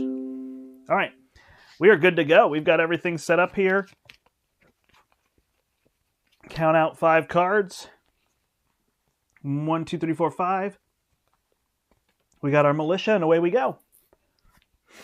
All right, so we can start with some of these. We've got 4 to purchase with. So I guess we want to go get these shrines and pull them back towards us would be the idea. This one's going to kind of be a pain, so we'll have to see. All right, 4 to purchase with. So there's all this stuff with constructs. That's an 8. Equipped champion has range and +8. Okay, well, that's what I got to put on her. This one, destroy up to 2 constructs. This one is put Pollen Pixie into your hand. Perfect, so I'll spend 2 for that. Flip it. There's no 2, so I'm going to get a Mystic and try to build up because I want to put that on her, although one of them is going to get it with a Surge, I imagine. And then I have 3 to command with, which is my Shadowcaster. I've just got 1 corner, or Root. Root can walk straight through the moving one. Oh, I've got the Pollen Pixie as well. So I've actually got 5 to command with, so I will do both of them. Or should I just do my Witch? Nah. So the Shadowcaster will move 1, 2, 3, go to right here. Get me this, and then Root will go 1, 2, 3, move to right here. And I'm going to try to rush to this one and pull it back towards me, so I have one I can score a little more regularly. All right, so the 2 of them went, and I'm going to ready those. I'm really probably only going to exhaust those when I get defeated. Not only because of remembering, but also space when they have constructs and things attached to them. All right, so we got 4 and we got a 2 there for next turn. I think I shuffled this, but I'm not positive, so we will give that a shuffle. And Fires of War. Is that upside down? Villain champions get +5 attack this turn. Command Prime. So Prime actually moves 4 spaces, and we'll go 1, 2, 3, 4. And then Widow's Kiss. Each player destroys one of their equipped constructs. I don't have any. And then Command Arha Sensei. On the first villain turn, put the top 2 cards of the team deck into the discard pile. Oops, my bad. Well, we'll just take these 2. So there's now 4 in there. Oh, speeds up the game. Rude. All right, 3 towards green. 1, 2, 3. Coming over here. Okay, so now we've got 4 to command with. So if we stick with our strategy, we're going to move root up. So we have 4 purchase. Destroy up to 2 constructs. I like that one. Place the turret token adjacent to any of your champions. Gain 3. The turret makes an attack for 5. Or you may move it adjacent to one of your champions. Can the turret be destroyed?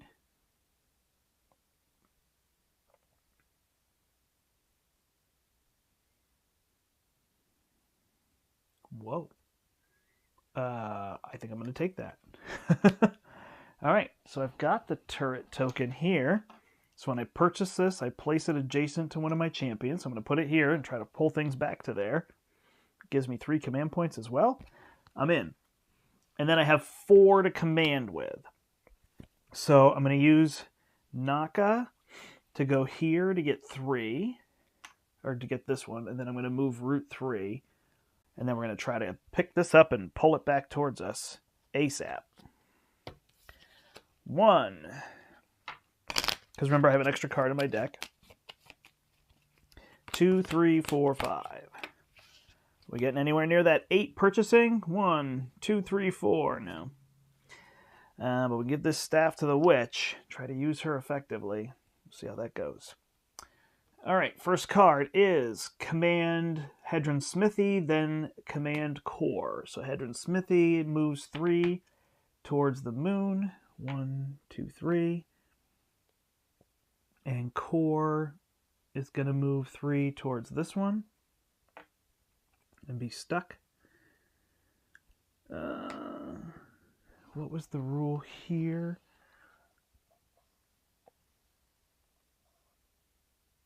Oh, it's the surge ability. No. All right.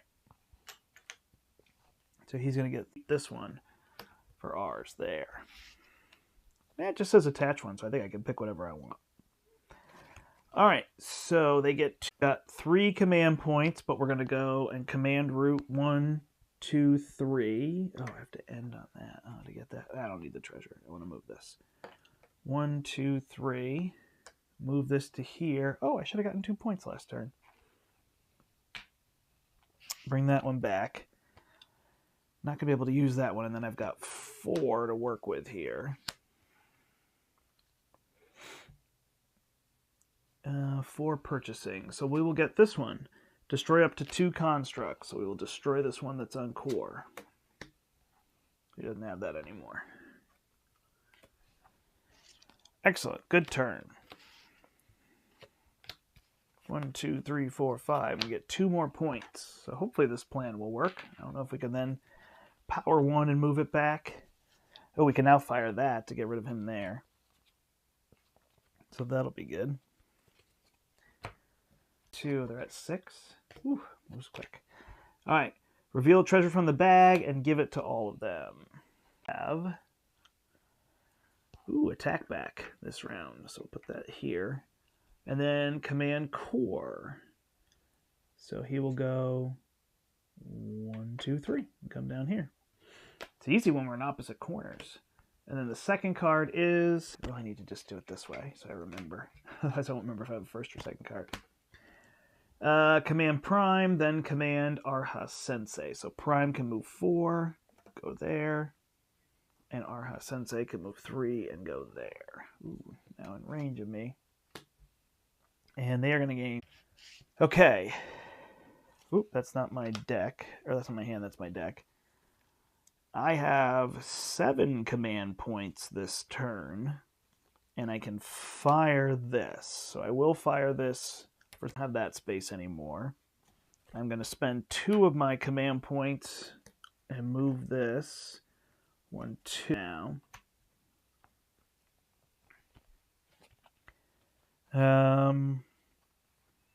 Then I've got 3 to purchase with.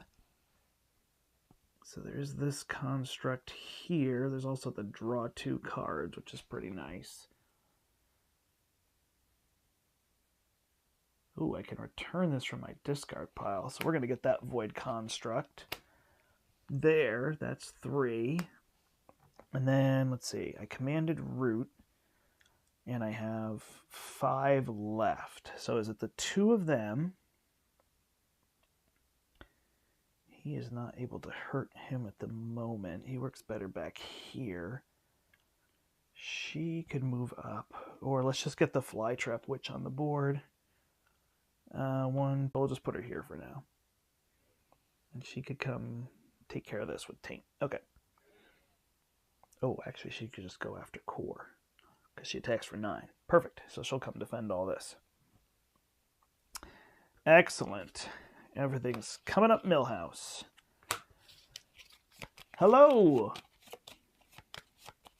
Oh yeah, early Rise and Shine stream. There's Steve from Beat the Game. We playing some Ascension Tactics. So thanks for joining. Alright. It's a heady game when you're playing by yourself and talking to a stream though. My head is starting to get like, woo! Okay. So, our next turn we've got a lot of commands, so we can deal with that. We are going to draw for them. I think they're at 8. 1, 2, 3, 4, 5, 6, 7. Ooh, how did they get to 10? Because I put the blast guys on 8. Alright, so they're at 8 cards, so now they might start to double up. Alright, banish the center row, deal 2 damage for each void. So I all take 2. I don't have any champions, so far I've taken 2. Which there isn't anything to track that. You could use those honor tokens and put them on things, but you generally just have to remember. Alright, and then command the boss. So, he's got nothing in striking range, so he's just going to go stand on this. I guess I didn't mention that they can't take treasures. They can stand on them, but they can't take them. Yeah, it's fun. It's the miniatures battle game, although the miniatures for mine are these pieces here. Alright, first thing they're going to do is surge. When they surge, he's going to equip a construct from the center row. There aren't any. If not, he's going to activate. So he could, but he only... Oh, she's taken 2, right? So he would go here, here, here. When he tries to attack. So now he's taken 5. She's down to 7. He attacks for 8. Oh, man. So I could play both of these, right? And then I go to become an 11. So I take 2 plus 8 is 10. I live, and I deal all that back to him. And I gain plus 2 for slaying him. And I draw a card. I don't know if I gain the 2. I'm going to say I don't. So 4 plus 2 is 6. Ooh, did I gain my 2 at the end of my last turn? I did not. Yeah, no, this game is really fun. Okay, so that helped me. Deploy a cultist on or adjacent to each honor shrine. Well, that's just not fair. Alright, so they're going to go there. They're going to go... Did I not give him points? He moved up this turn. Yeah, no, I think I'm good. Here. They're going to go here and be adjacent.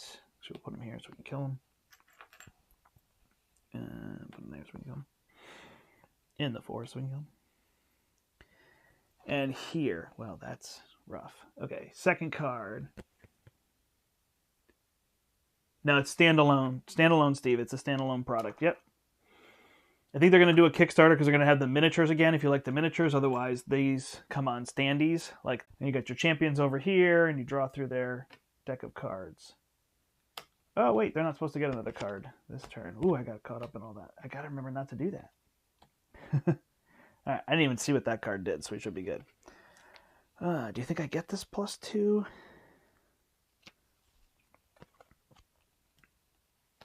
We'll just say no.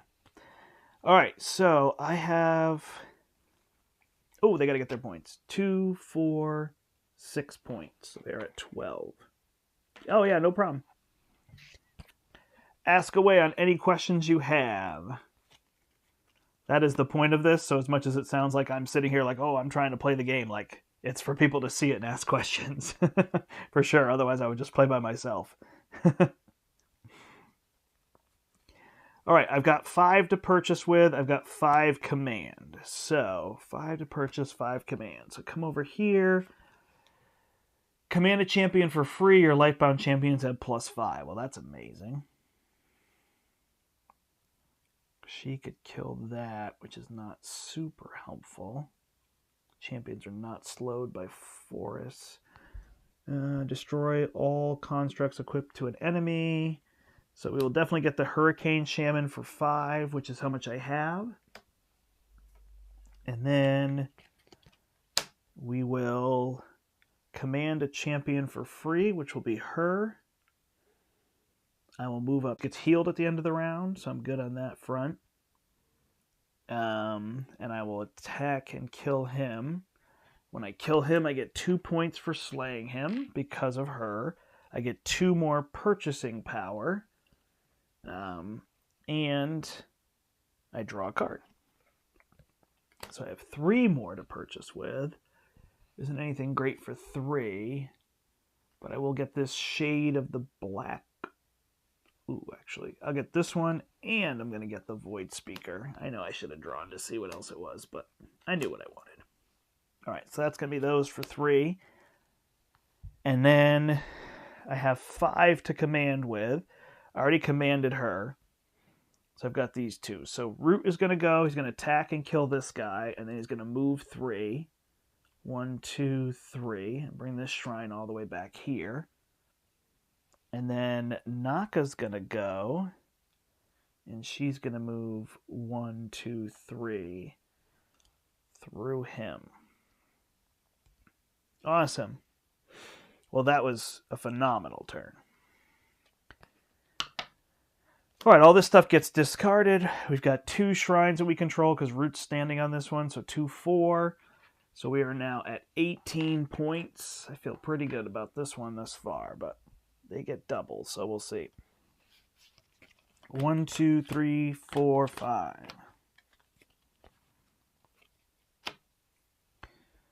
All right, first up is the Moon gets +5 and +2, so that is Hedron Smithy. Ooh, and then he gets commanded, so he can move 5. 1, 2, 3, 4, 5.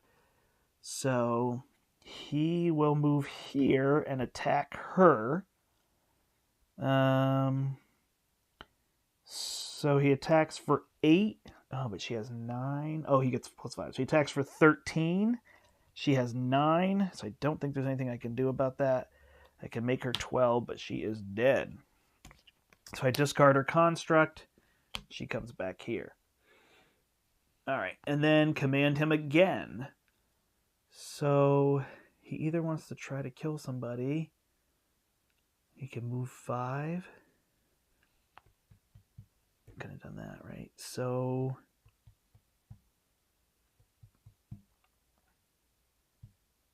he can kill any of them equidistant. I guess he'd go for this one. Makes the most sense to me. So he will kill him here, and Root is done. Okay. And then the second card is each player destroys one of their equipped constructs. I don't have any. And then command the boss, which is core. 1, 2, 3. They don't have this anymore. Oh, I might have missed that. My last turn.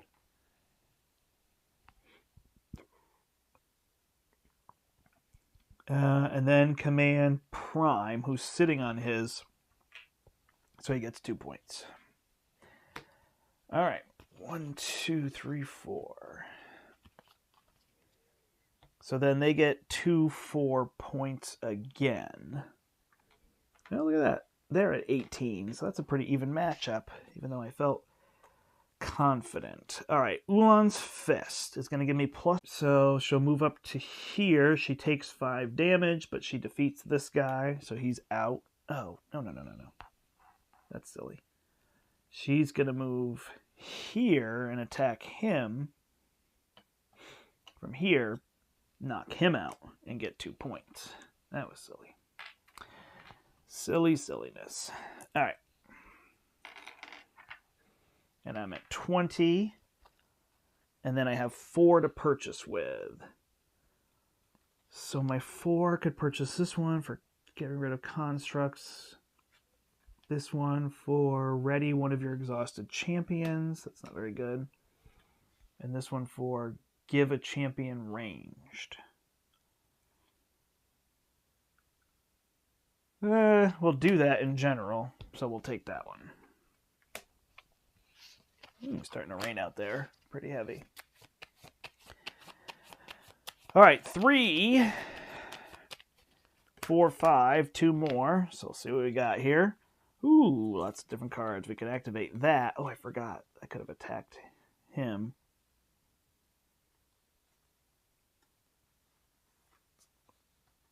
All right, so lots of lifebound and other things. We get all these people back. And we get 2 points. So we're at 22. Yeah, we got to move on one of these and pull it back. That's got to be our focus now. All right, first card is going to be champions get +1 movement and then do the sensei. So he can move 4. So he's just going to move to his. Be there. And then they're not at 16, so they don't get that. They get a lot fast if you don't deal with them. All right.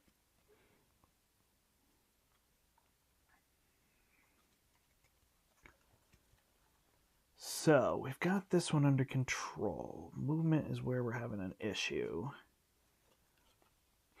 So the turret can attack or move adjacent to somebody to attack. So that's probably what we need to do next. All right, so we got 3 to spend, and we've got all our life bound. I'm not slowed by forests. Yada, yada, yada. I've got 3, 6, 7, 8, 9, 10. 4, 5, 6, 4, 8, 11. Yeah. All right, so one of my things, I can place a forest adjacent to any forest on the battlefield. Could put one here. Looks good to kind of slow them down. I like that. My champions are not slowed by forest. She can only move 3. If I give her this, she could move 4. She could go attack too, so she'd have the 10 to be able to kill him. So that makes a lot of sense. 3, 4. I just have 4, huh? 4 is this. 4 is this. I could use an exhausted character. Ooh, that's perfect. Okay. So we're going to command her for 2. That's going to be this 2 here. We're going to give her this token so she can move 4 spaces. 1, 2, 3, 4. Then she can attack for 8, 9, 10. So she's got that. So she's going to defeat this sensei. He's going to go back, and we're going to get 3 points, getting us to 25. All right, sounds good, Steve. Thanks for watching. Good luck with work.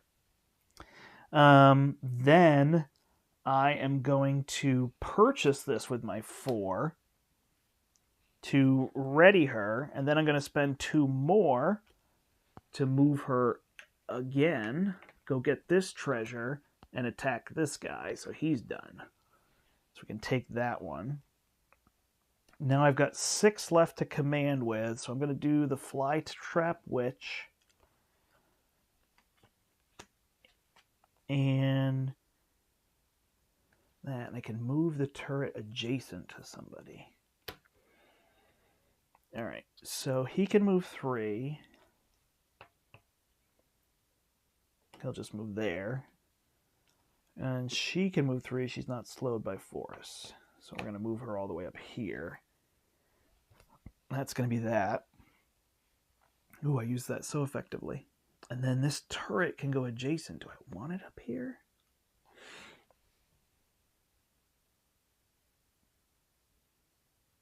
Did I want it here when she was there? I think that's what I wanted, right? No, that's not clear terrain. So I guess I just move it up here and get shots at that. All right. Not sure how effective that turret's going to be, but it's a thing. All right, this is all gone. Refill this card. 1, 2, 3, 4, 5. Whew, lots of activations. Maybe points.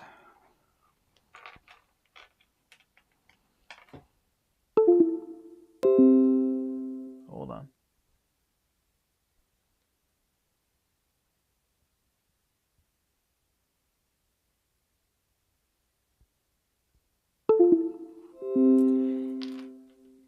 Taxes. My brother's doing my taxes right now.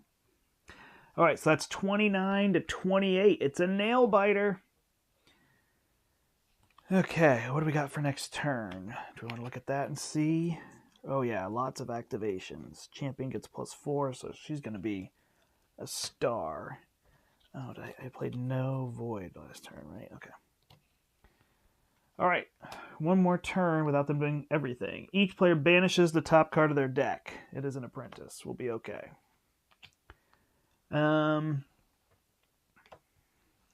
Then command Prime. So Prime is going to go score 2 points. So they get to 30.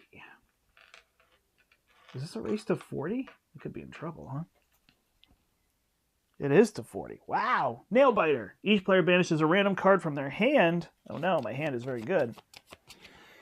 It is a Mystic. All right, you can deal without that.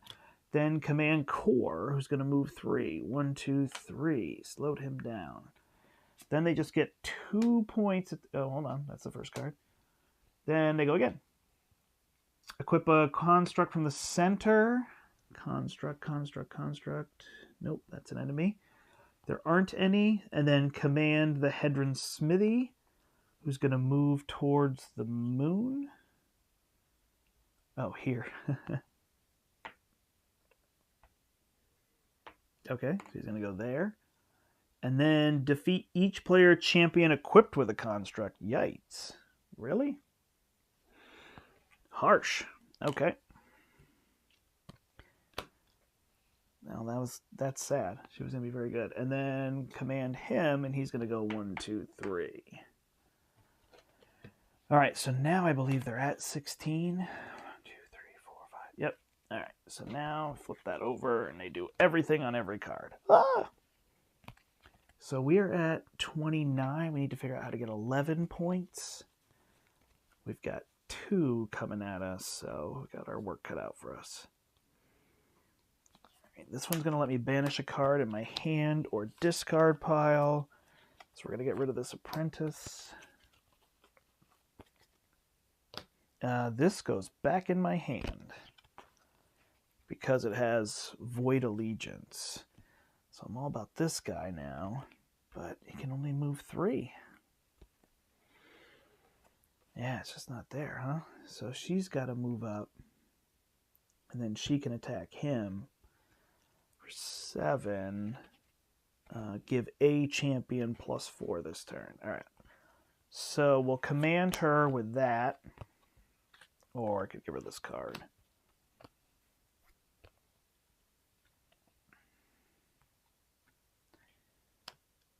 Yeah, we'll move through here. 2, 3.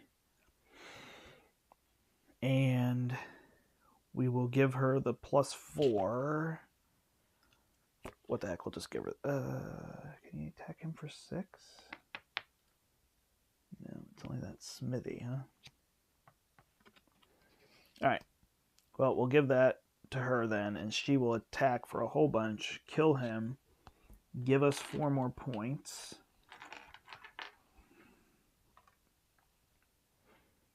And then, where did I put my +2? Is it this one here? Darn it. Yeah, these are my 4 cards, right? Now I have 5 left to command with. So that's these 2. So Root really has nowhere to go. Shadowcaster can just move up to be in range of all that. And try to make it work. All right.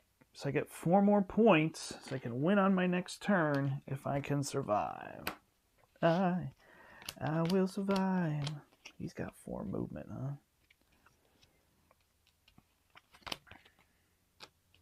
All right, what do we got here? Oh, she killed somebody, so I get 2 more points. Oh my gosh, am I really at 39? All right, well, I guess I'm going to win on my next turn then with this, presumably. 39 points, that's hilarious. All right, looks like we got this. Ready, ready, ready. Ooh, that one was close, though. Banish card, 2 for each life bound. There's 1, 2, so I take 4 damage on all my champions. Root is done.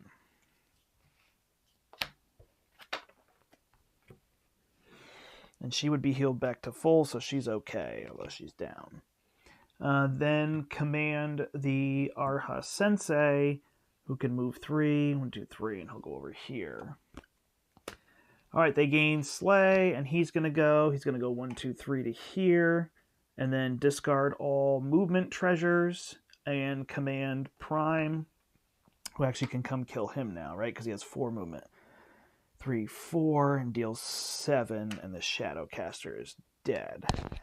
Then they gain 4 points at the end of their turn. And I do need to refill that row, but I think I've won the game, so I'm not going to worry about it. So we'll do this in exciting fashion. We'll put this on her and use 2, and she can attack. So I'll move 1, 2, 3, bring this with me, and attack him for 3 points.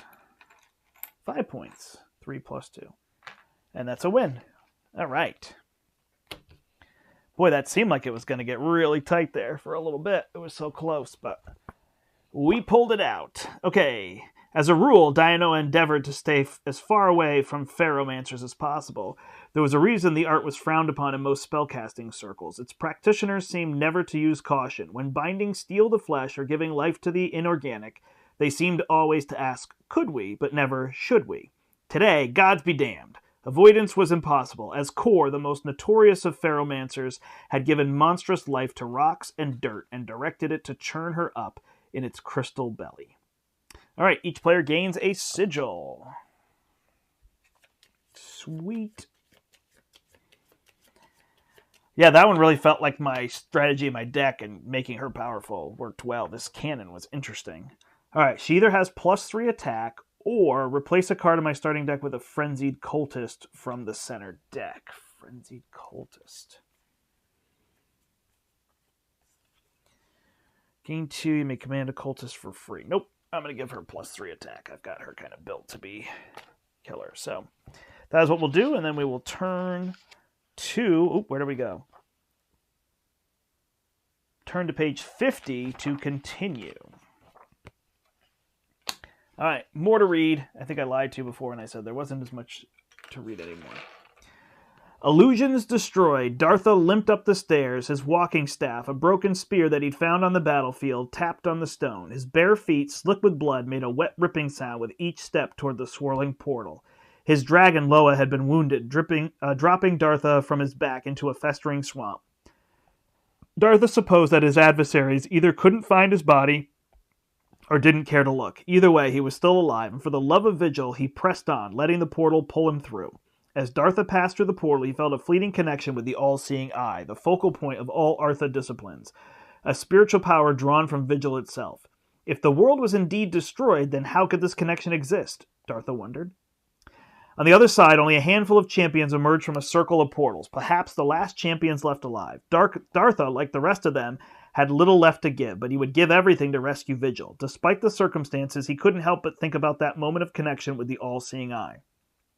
From a shimmering mist appeared Immo, the cruel host of this world, to declare his final challenge. This is the end. The rebirth of Vigil is at hand, avowed Immo. Fight, kill, win. Do this, and godhood is yours. The next moment seemed to drag on, deathly quiet as the weary and injured champions sized one another up, steeling themselves for the inevitable.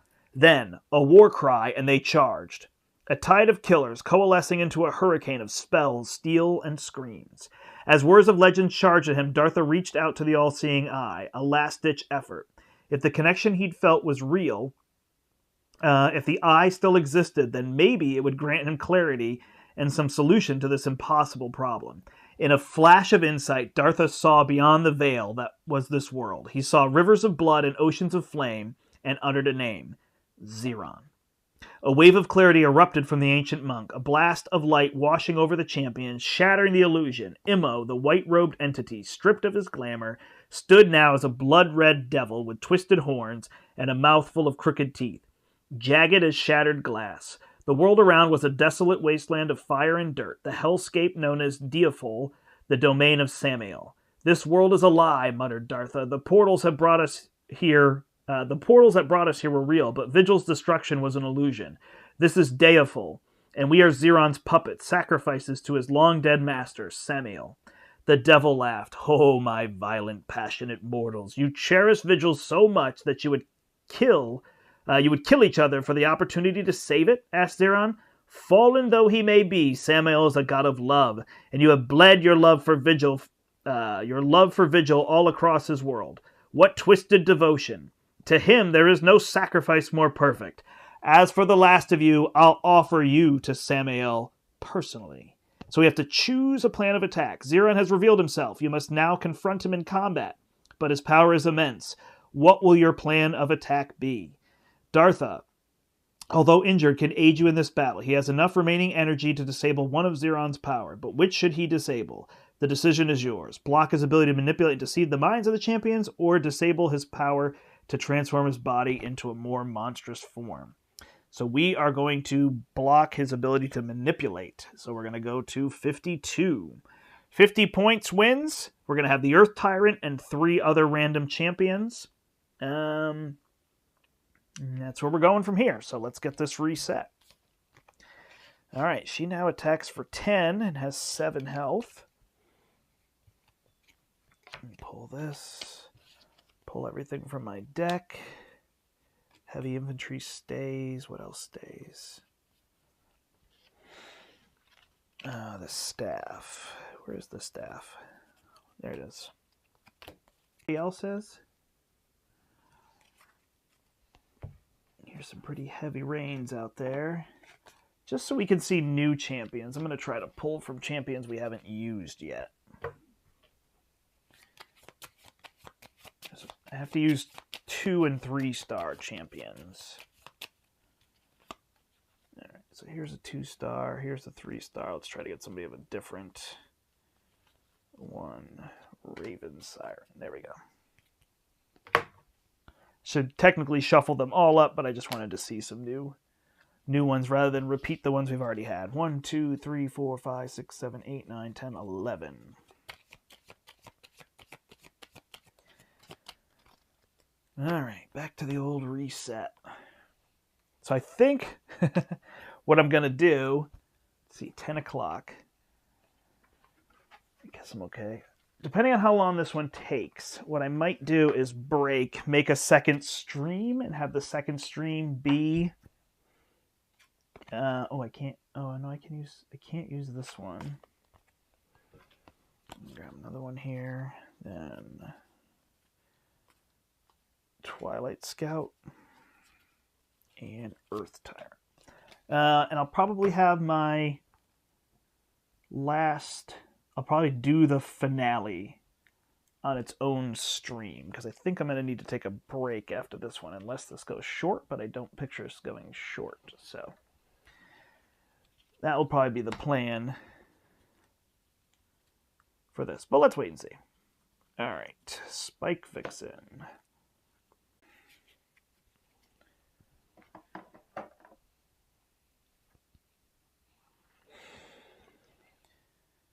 All right, 1, 2. These come off the board. That's mine. 3, 4. That was cool how I could move those. I think my plan to push that one back helped to just have one that was giving me points every turn. And that Smithy had to chase it down, which helped a whole bunch. All right, pull these portals. What's going where? This one is just taint and the things. So 3 taint up here. This is going to come straight down in a line.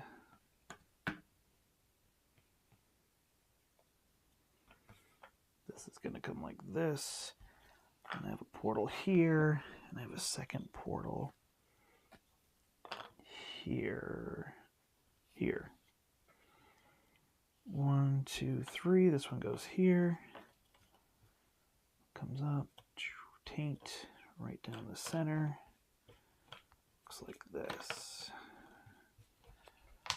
Get some of these treasures off the board.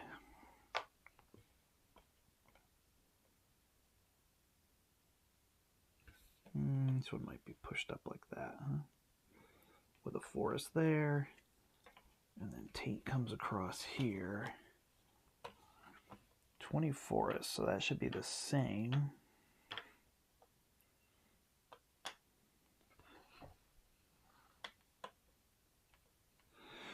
Three, 4, 5, 6, 7, 8, 16, 20, 3, 6. We need 2 taint there.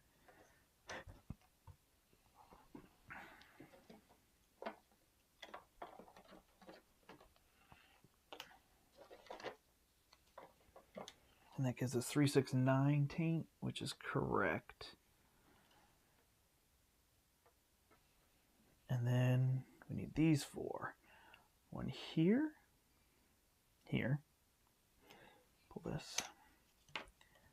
One is here, one is here, and one is here. Okay, here. Oh, that one's even lower. Got all that correct. All right, so now we can shuffle up these treasures. And which one is which? This is the moon. This is the sun, trees, and boss. All right, and we got that all set. We'll get rid of these. Pop these treasures in the bag, and there's 12 treasures out there. Those are impossible to shuffle up. Trying to get them all the right way. All right, how many do we have here? 1, 2, 3, 4, 5, 6, 7, 8, 9, 10, 11. So we're going to need one more. So 4 go there. 1 here and 1 here. 1 here. 1 here. Here, here. Need 1 more. Here and here. All right, cool. Yeah, the treasures are a really nice touch to all of that, I feel like. They add a lot to that. All right, during setup, set aside 12 tainted tiles. When a player champion is defeated during the villain's turn, place one of the set-aside tainted tiles in the defeated champion's hex. If placed on a forest, remove the forest from the battlefield and replace it with a tainted. Tainted tiles cannot be placed on portals. Blah, blah, blah, blah. A player champion who enters or begins a turn on tainted tiles dealt 5 damage. Villain champions are not affected by tainted tiles. That probably happens even on their turn. I might have missed that. During setup, shuffle the villain champion cards together and randomly select 3. I did that. In the top left corner of the battlefield, place 4 tokens, and you can collect all 4. Cool. All right, so we just take 12 tainted tiles. I don't know why they have to be set aside. I guess they're just having you prepare. 1, 2, 3, 4.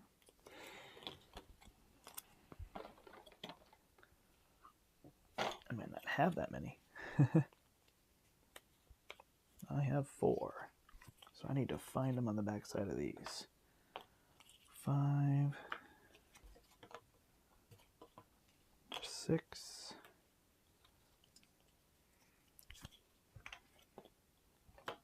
7. I feel like if I can get to 10, I'm okay. 8. Alright, we'll go with 9 and then find more as we need them. I don't know if they're limited. Something. Alright, so we just have to shuffle this up. We're good to go. Thanks everybody for watching. I know there's not as many people live, but there might be people watching afterward. I hope this is a game that you've been interested in, that you check out. It's really, really fun. I think people might kind of pass it by for some reason, whether, I don't know, for whatever reason, but I really enjoy it.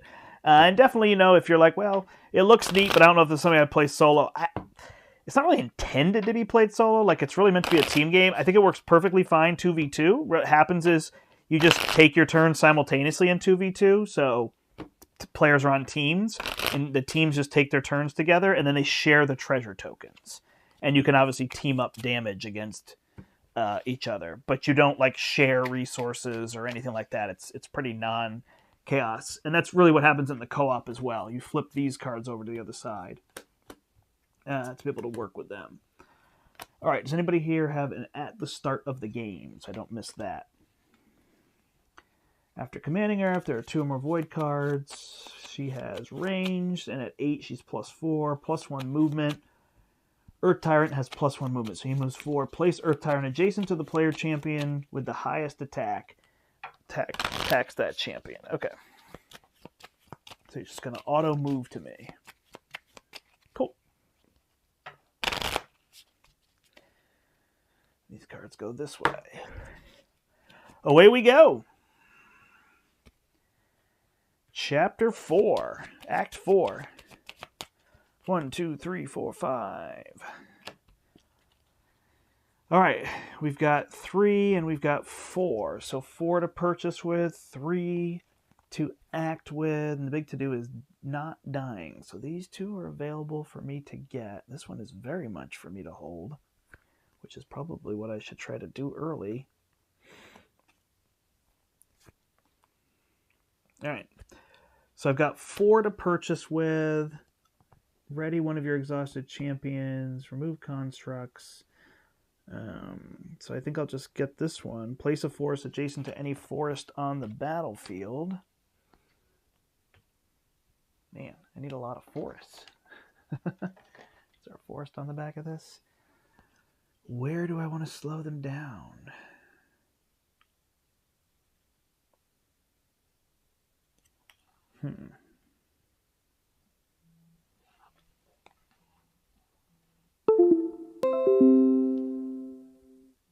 Oh no, I can't hang up. All right. Yeah, I don't know where to put a forest adjacent to a forest. I could put it here so that root does more damage, or here to make him be able to attack and defeat some of those things. Is an interesting idea. Or just try to slow them down, I guess, as they come out of the gate. This one's going to come this way. He's just going to go around it. Yeah, I think we'll go with this and see if we can make that work. All right. So I purchased that one. I still have 1 left to purchase with, but I don't think I will. And then I have 3 that I can act with, so I will... I'm going to move root up there. I'll move 1, 2, 3 and grab this, I guess. Those points are coming to me pretty easily. All right, 1, 2, 3, 4, 5. So I got my staff. Go from there. Maybe I'll put the staff on him. Nah, she's my killer. That's what I want. All right, here they go. Their first action is going to be to surge. So we're going to place him adjacent to any champion. Yikes. All right, well, that works. He's dead. That one's done. And then each player discards a random card, and I'm going to command the Spike Vixen. Random card. Oh, it's going to be my staff. Rough. I can still kill him, though, so that's good. Not at ranged, but can still be killed. All right, so then he's going to do this one. After commanding her, if there are 2 or more void cards, let her place a cultist on her adjacent to her. There are 2 void, and she's going towards this one. 1, 2, 3. objective token. Okay, so it's going to go there. So they're going to get 4 points. Nothing's worth a different amount, right? Nope. Okay, and it's my turn. I do have 4, so I'm going to command her. And 3 to purchase with. Champions have +3, and so that's pretty good. All right, so my 3, I'm going to purchase this one, which gives my champions +3 attack and +1 movement that turn. That seems clutch. And then with 4, I'm going to do her. Oh, she can't be at ranged, right? She didn't play a life bound, so she's going to move here and kill the Earth Tyrant to give me 4 points. So at least that happens.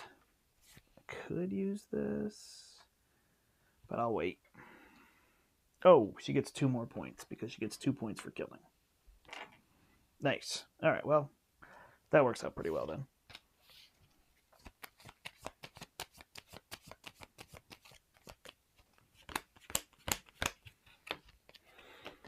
Give me 1 second.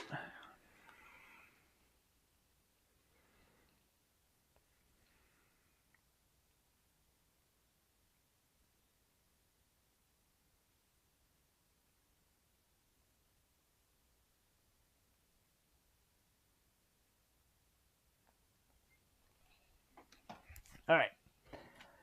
First card is Villain Champions get +5 attack. Command Twilight Scout, who moves 4 towards this one. 1, 2, 3, 4.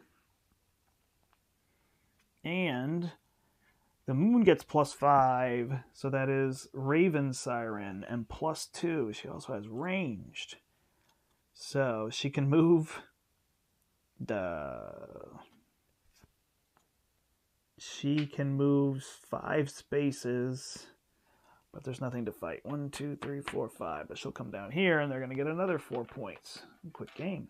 Are we racing to 50 this time, though? 50 points. All right. That keeps going up. So they've got everybody on the board now, except that one. Goes quick. All right. So now we can attach this to somebody. We're just going to attach it to her. So she attacks for 12 now. My champions have +3 and +1 movement.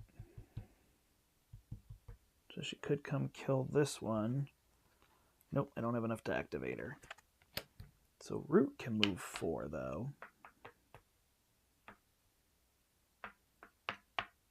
Oh. Doesn't get him adjacent to that. I've got +2 movement here.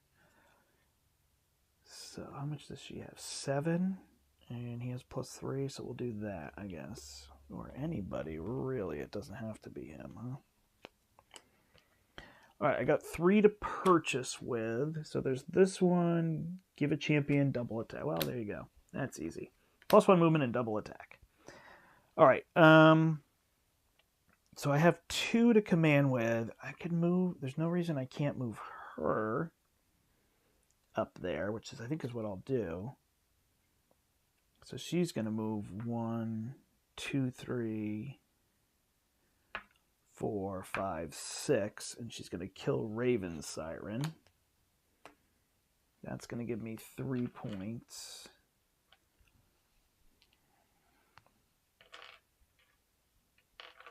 Nope. It's going to give me, do they get? Yeah. Me 3 points. And then I will end my turn and get 2 more points. So I go to 11. How long does a game last? It's just 2-player. So these games have been, what, about 45 minutes for me? I think that's about right, 45. I think 30 would be a little quick, although 2 people that know the game, it's going to be 30 minutes. I think that'll probably get down to that. But it's 30 to an hour. I would put it in that time frame. It's not 2-player only. It's 1v1, 2v2, solo, co-op. Co-op is only 2 players. And there's a boss mode, which I think is 1 versus 3. So there's all those modes. I definitely think the 1v1 and the 2v2 are really, it's really at. If you're a solo player, this is going to be fun. The co-op was generally fun. I probably would have rather been, instead of fighting an AI, I'd rather fight a player. So that's me. But I know like Kathy likes co-op a little bit better, so that was more saying to her it's more in your head, right? Predicting what they're going to do and everything. So here's those pieces. All right, and then I got the 2 at the end of my turn. Draw 5. 1, 2, 3, 4, 5. Okay, so we have items here. Equipped champion is not slowed by forests. There you go. All right. So they are going to, I'm going to destroy one of my equipped constructs. So this one is gone. And then they're going to command the Spike Vixen, who is going to move to here. And then there's 2 cards, so she's going to place another cultist here. There you go. That's a thing. All right. And then the second card is going to be villain champions get +1 movement and then command him. So he has +2 movement, so he can move 5. 1, 2, 3, 4, 5. So I'll go sit on that, and they get 4 points. Wow, points are coming fast and furious this game. Oh, 1, 2, 3, 4, 5. So he could have attacked her as well. Killed her. All right.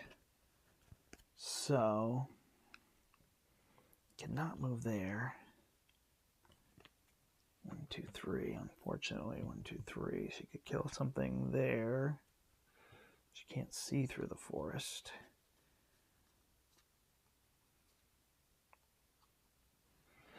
All right, so we'll attach this to her. She's not slowed by forests. And I've got 4 to purchase with. Ready one of your exhausted champions. Destroy all constructs. So I don't want to destroy constructs, but I want to get that card because it gives me +3 attack.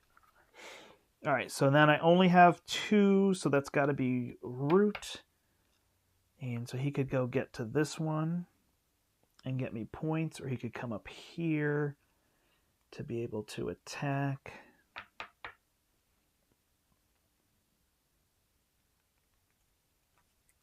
Don't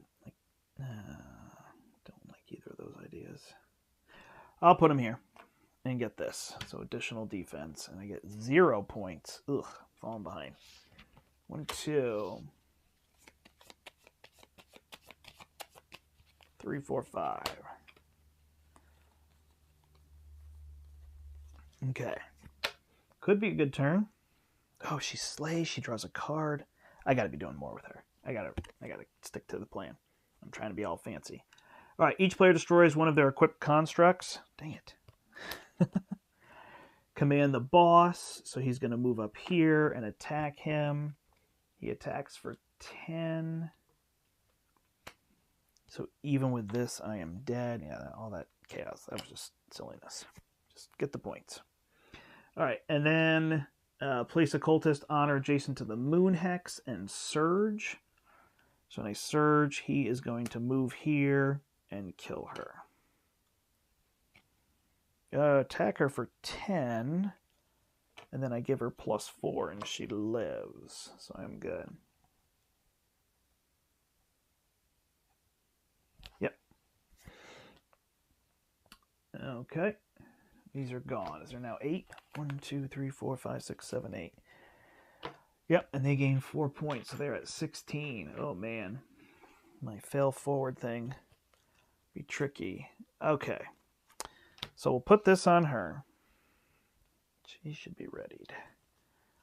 We will play this, which is 2 and 2, and I get +3. So she is going to move to here. Oh, can I use her? Yeah, 2, 3, 4. Yep. And kill him.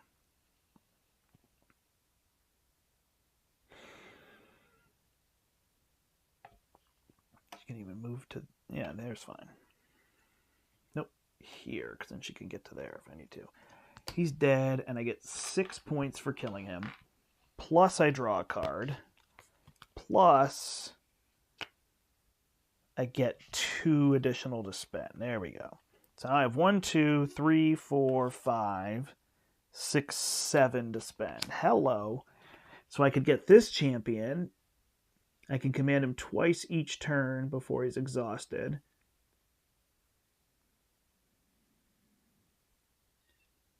Or she, just says Emery. You may deploy Emery adjacent to an enemy champion.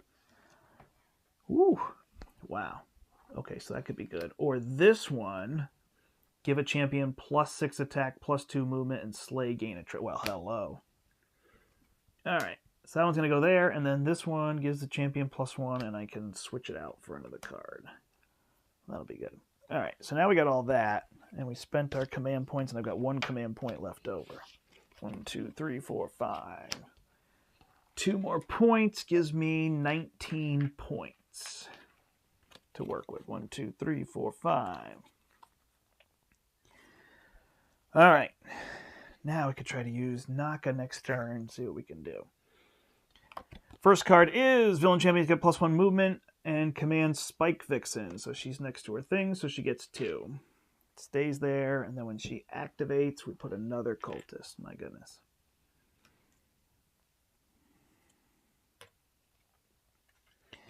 And then they don't have 16, so that one doesn't happen. And then we activate Raven Siren, who moves 3. 1, 2, 3. And we activate Earth Tyrant, who moves 3. 4. 1, 2, 3, 4. And then we Surge. So Earth Tyrant is going to move here and attack the Witch. Put him here. And I think she's dead. 9. Darn it. All right, she loses this again.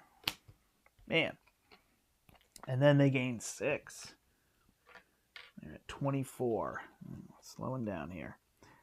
All right, give a champion +1 and double attack this turn. He's back. So I've got 4 to purchase with.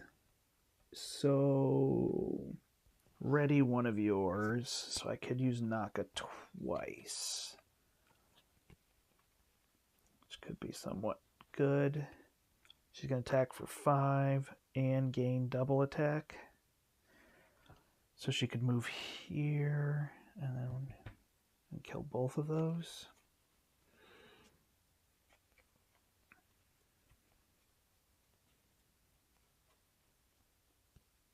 She moves 4. 1, 2, 3, 4. 1, 2, 3, 4. And I could come up here to try to get all these treasures. All right, well, let's see. So we'll play this. I'm going to give her... there's also him. If he has double attack, 3, 6. It's not enough. All right, so we're going to draw a tile for her. And see what she gets for a bonus this turn. She gets Strike Back, which is interesting. All right. I have... This is supposed to be in my deck.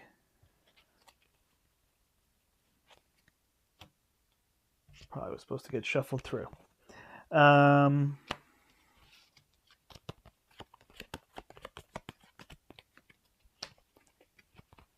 So she can attack for 5 twice, and then I could purchase this to ready her, and she could go again, and she could kill 2 of them, which isn't a ton.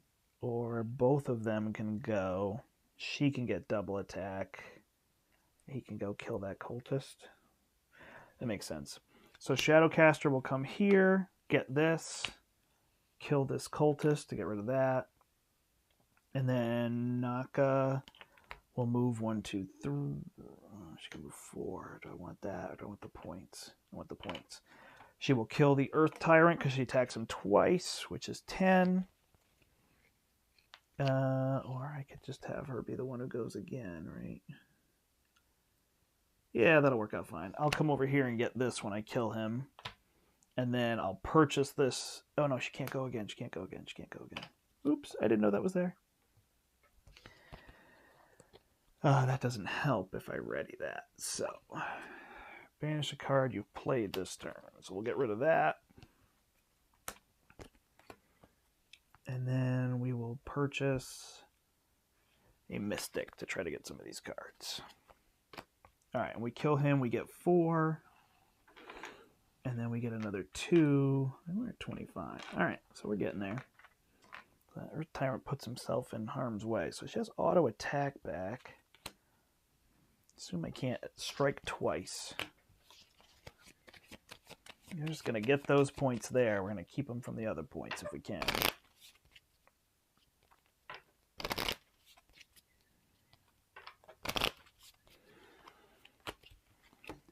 One, two, three, four, five. Okay, this one's going to give me additional movement and attack for everybody. But unfortunately, I only have... So I need a little bit more command. Maybe that's what I should have bought. Alright, here we go. Their first card is going to be... Villains are +5, command the moon. She's going to come here, and she's going to kill the Shadowcaster. Then command the sun, which is the Twilight Scout, who can move 1, 2, 3, 4. 2, 3, 4, go here. And she just has bonus movement, 10 attack, but no range, so that card's done. And then place a cultist on or adjacent to this space. Surge, so Earth Tyrant is going to go here and kill Naka.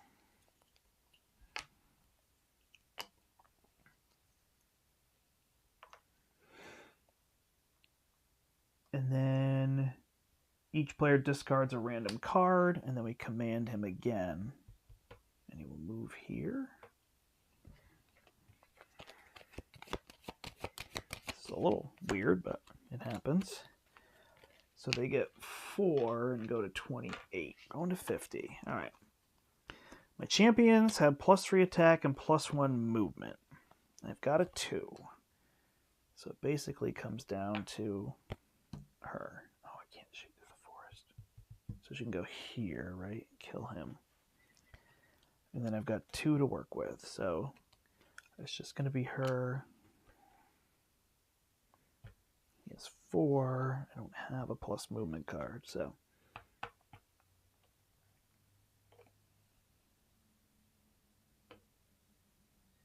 Yeah, 1, 2, 3, 4. So she can go there. I could come here and kill him. I don't need to kill him. So she'll shoot the Earth Tyrant. And he's dead. And I get 6 points for doing that. Draw a card. Alright, that doesn't help. Because I spent mine already. And I get 2 additional, so I have 4 to spend. Do you think you can attach that afterward? Give a champion slay, gain a... Probably not. So 4, I could ready. I can get this one. I need something to probably make them actually attack. Banish... No, ready one of your exhausted champions. I guess I'll just take that one so I have more attack power. I think that's what I need in this one. I put one out, they kill him. I put one out, they kill him. Boy, I got no control. I thought I'd have more control spaces. Even this one down here, but that surge is rough. All right, 1, 2, 3, 4. So they're only at 12. What do we got next turn? Not enough command. So that's what's hurting us. All right. First card is villain champions get +1 and command this one, who will move here and attack me for 5, but 5 is not enough to kill me. Then command the Siren, 4, who won't have range, so she'll stay there and gain 2. And they are at 30, and I'm at 31. Then command the boss, and he will move 5 spaces to here. That's the first card. Oh no, wait, hold on. These 2 don't happen because that was a 16. So they don't get 2 points. All right, and then the next one is reveal a treasure, and they all get that, and then command this one.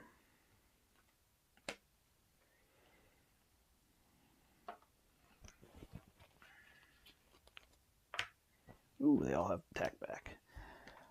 And that one will punch me out, so I will punch her back with mine. Oh, I should have done that the first time. Yes, yes, yes. So I would have punched her back the first time, then I'd get 4 points and draw a card. And then this time, she would come in, right? But they're all going to have this. So then command, move 4, 1, 2, 3, 4. I believe it was even 5. But she can't like move 5. 1, 2, 3, 4, 5 here. Okay, yeah, that works better. Then I don't get attacked, and I get those points early. So I'm basically going to use those anytime I can defeat somebody that attacks me. So we'll just keep it that way. All right, they did not get killed on my turn or this turn, so they're back. All right, 1, 2, 3, 1, 2, 3, 4, 5, 6. Did not draw anything. Acquire a heavy infantry mystic and then banish this. All right, I'm going to get a heavy infantry and put it in my hand. Then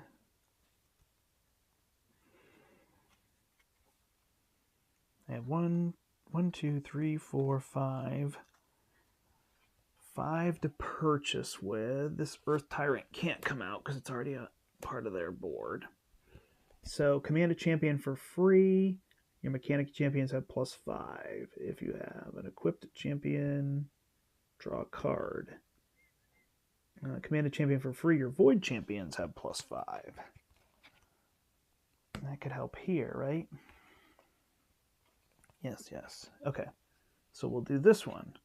So we'll purchase this for 5, which will then let me draw 2 cards. So when I do that, I can command a champion for free. She can only move... Yeah, that's a weird board, huh? So she could move here, kill this one, and then get points. I guess she'll just stay there and kill this one. I get 2 points for killing. I draw a card. 2, 3, 4, 5. Oh, I have to remember I only have ranged if I do that. So then I get +2. No, I don't. And then I still have 5 to command with. So these both have plus. She can only move 3. So she'll go here to get this. And he can move 3 and attack for 8 and kill that for 3 points. Ooh, we're keeping up with them. 10, 20, 30, 40. They did not get their points last turn. So they should have... That one died. 4 points more. 10, 20, 32. Okay. We're going to get rid of that one. 1, 2, 3, 4, 5. Come on, command. 3 command, 5 command. That could give me enough. All right. That Earth Tyrant stays away. Here we go.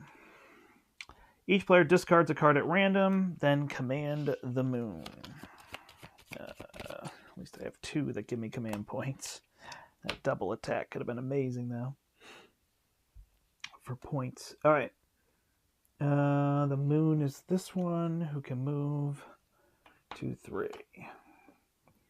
Then 8. Deploy a cultist on or adjacent to this hex. Done. Second card is banish the center row. Deal 2 damage for each mechanic card. 1, 2. So I take 4 damage. Everybody's okay. And then command this one.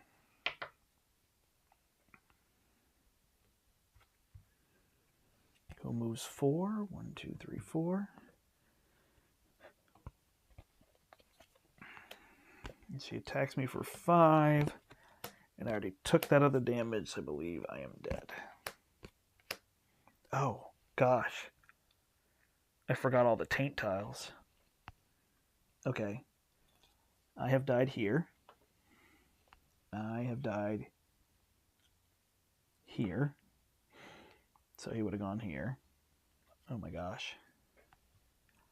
I died here. I've now died here.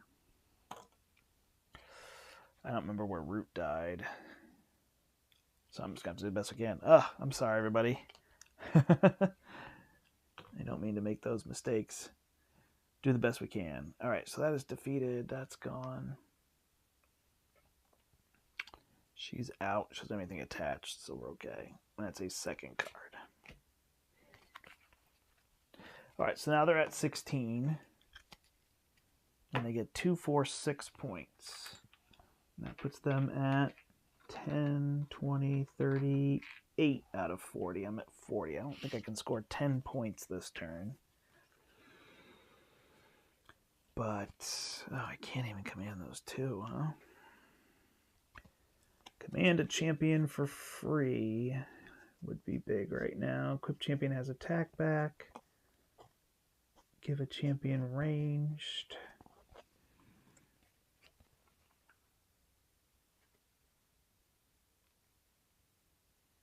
Champions get +3 this turn.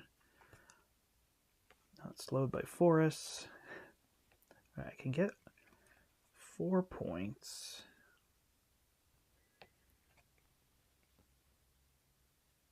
I can get ranged. Do I have enough to purchase? No. Oh yeah, 4. Okay. So I can get 4. I can get this one.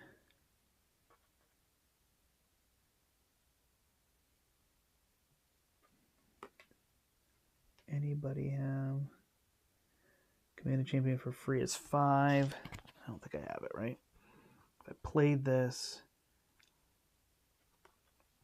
moved here, gained 2, then I'd have 6. Then I could end the champion for free. And I could go kill that. But this way, I think I can do...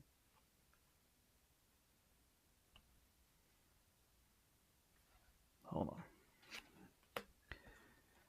All right, so I have 4. I don't have anything to go again, right?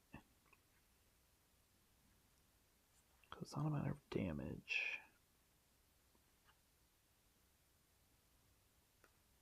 If I give her that, I kill that threat. Keep him at ranged. All right, so I put this on him. I put this on her. I spend the 4. I get this, so she now has ranged. I move, I activate, I move to here, I kill the Twilight Scout. That gives me 2 points.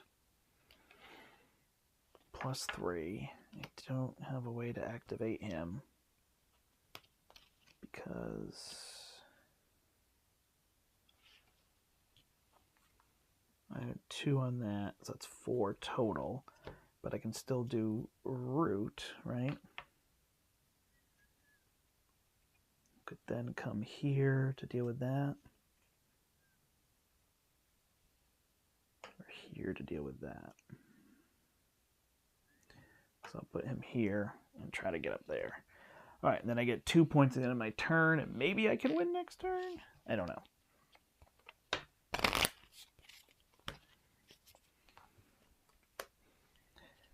Can they get that? They're going to get 6, right?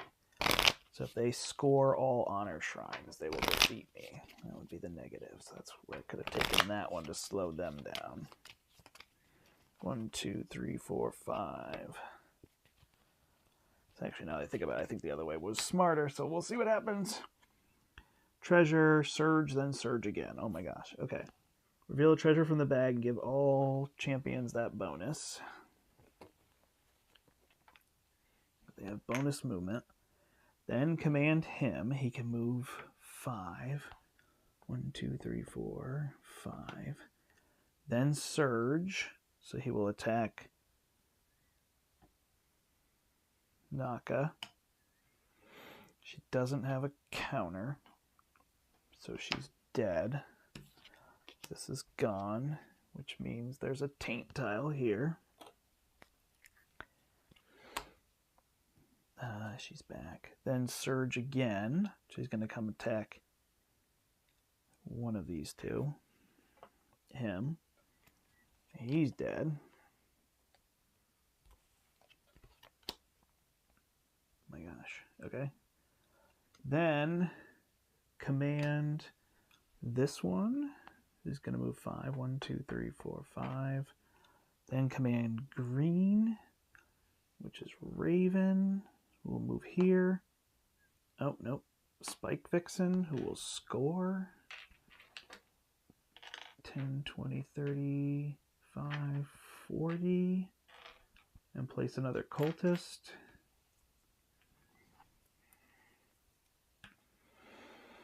Then Surge, and he will come here and kill Root. So I've lost 3. So I need the Witch to kill, and I get the win. Oh my gosh, do I have the attack in my hand? Oh, I do. Okay. All right, I got 4 commands. She comes out. She attacks him. He's dead. And I get 6 points and win. Wow, that was super close. 4 to spend. Nice. Okay, so that one was intense, and all my little guys got killed here. All right, so let's see what happens. Xeron transformed. His bones cracked, shifted, reformed. His sinew rippled as flesh and bone split apart, making way for emerging scales. The devil shed his useless skin, tearing it from his body in one swift pull, tossing it aside like blood-stained rags, before fading behind a shroud of exhaled smoke. The champions stood in silence, holding their breath and gripping their weapons, waiting for whatever form was hidden within Xeron's body to reveal itself. And then, a rush of wind. The smoke was beaten away by the flapping of gigantic wings. A dragon, the Earth Tyrant, stood before them. Its hot breath, hot as a blazing forge, implied the hell it would soon unleash upon Vigil's last champions. The tenor of its growl transcended language, its meaning clear: death to all who look upon me.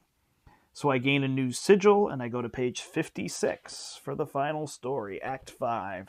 I don't know, I think I'm feeling like I should just finish it at this point. Having a separate video would be weird. So we will gain a sigil and see if we can do this one. 60 points for the last one. All right, so my champions with ranged have +3 attack, or once per game we deploy a champion, you may deploy them onto a force on the battlefield. Yep, we're going with that. Once per game. All right, so we got to now clear this. So she's gone. Cultists are coming off the board. Points are coming off the board. It's going to be Samael.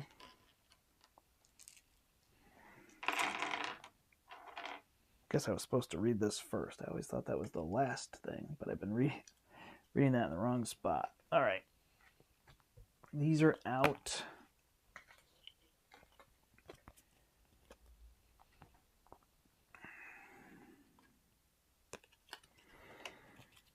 We are fighting Samael and 3 others. So let's see who we get. A Reactor Monk, who fought Twilight Scout. Fought that. We fought that already. Let's try to fight some different stuff. Emery's a 4. Bringer of Despair. And what do we get from the other faction? Nope. And Psych Ascara. And Samael. There we go. So we will fight these ones. We'll go find their tokens here. Here's Samael. Here is this one. They have 2 tokens. Psych Ascara. The Bringer of Despair. Sounds lovely. And the Reactor Monk. Awesome. All right, these tokens go back in the bag. We never got to those treasures. Boy, I thought this map was going to be like the other one. And whew, I could not get to things. That was rough. All right, these are gone. This comes back in my deck. This goes back in here. We need 9 tainted tiles. We need 14 forests. 1, 2, 3, 4, 5, 6, 10, 14. We need 3 shrines. We need beacons, specifically 4. 1, 2, 3, 4. Here's our finale, everybody. And that looks like what we need.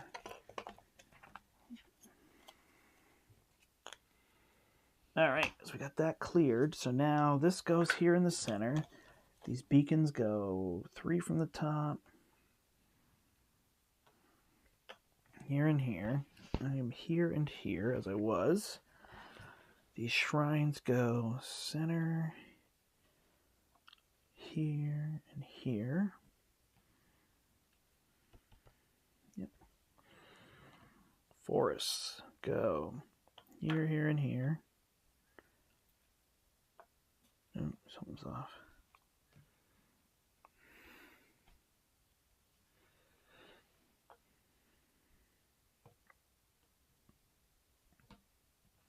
What's off?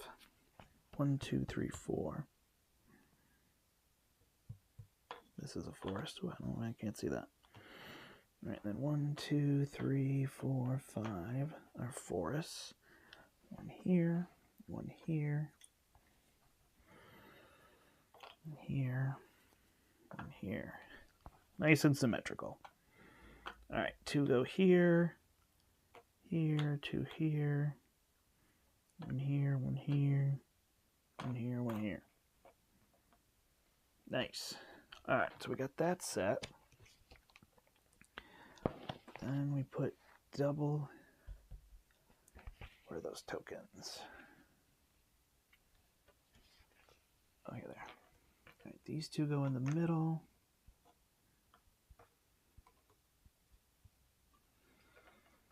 These 2 go here and here.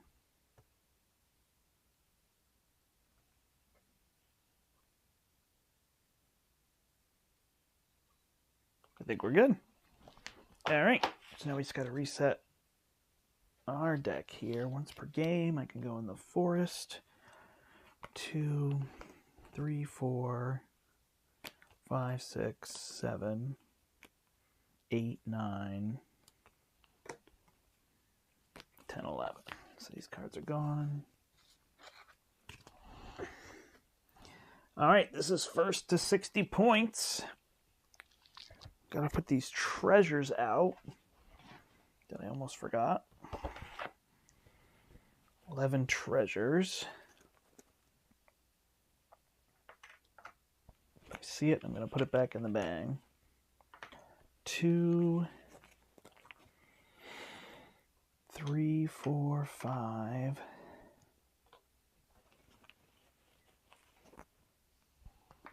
6, 7, 8, 9. Where are the other 2? Up here. Oop. 10, 11 treasures. All right.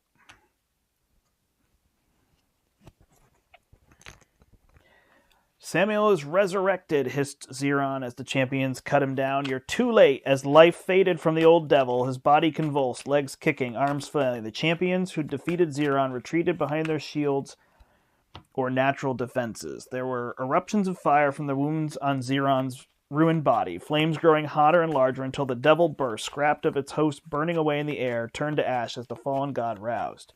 Samuel was reborn. The long-dead god of love, whose body had been twisted by his crimes, stood before the champions, their bitter enemy, corruption incarnate, the first among monsters. Even at a distance, Samuel was enormous, dragon heads sprouting from beneath his spear-like horns, writhing and roaring, spitting fire and acid. His beard was a grotesque collection of mouths, screaming, begging, moaning, cursing, threatening, wailing. A deafening cacophony of pain and anguish. His vast and sinewy arms, tipped with talons like scimitars, were alight with infernal magic. The fallen god strode toward them, cloven hooves seeming to shake all of Deafol with each step. The champions readied themselves. One last fight for the fate of Vigil. Cool. All right, so after the first time Samuel's commanded each turn, set aside the top 2 cards of the center deck. They remain set aside until rescued, then resolve the following effects in order. For each set-aside Lifebound card, the villain team gains 2 points. For each set-aside Mechanicus, Samuel deploys a villain cultist on or adjacent to the boss space. For each Lightened, he discards the top card of the Scheme deck. For each set-aside monster card, he defeats a player champion with the highest defense. Reset all beacons so that they are controlled by the villain team. Resolve all of these effects regardless of which are set aside. During setup, shuffle 3 champions, so I did that. When a player claims control of a beacon, they may rescue one of the set-aside cards by acquiring it for free. Ignore the ambush effects on the cards acquired this way. When villain champions do not reclaim beacons when they move on to them. The villain team only retains beacons when Samuel is commanded. Samuel draws immense power from Deifall. Purifying what he ruins may weaken the fallen god and lend power to the champions. Okay. And Samuel deploys a cultist on one of these 2 spaces, then deal 1 damage to each player for each villain cultist on the battlefield. All right, this is it. This is for all the cookies in the cookie jar.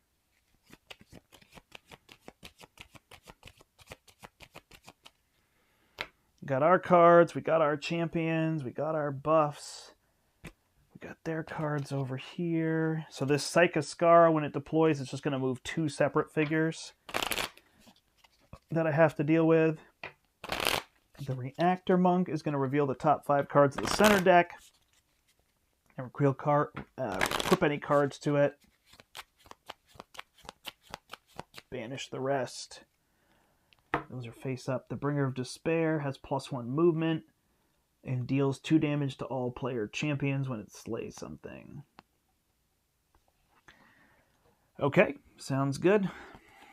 I'm going to use the restroom once again.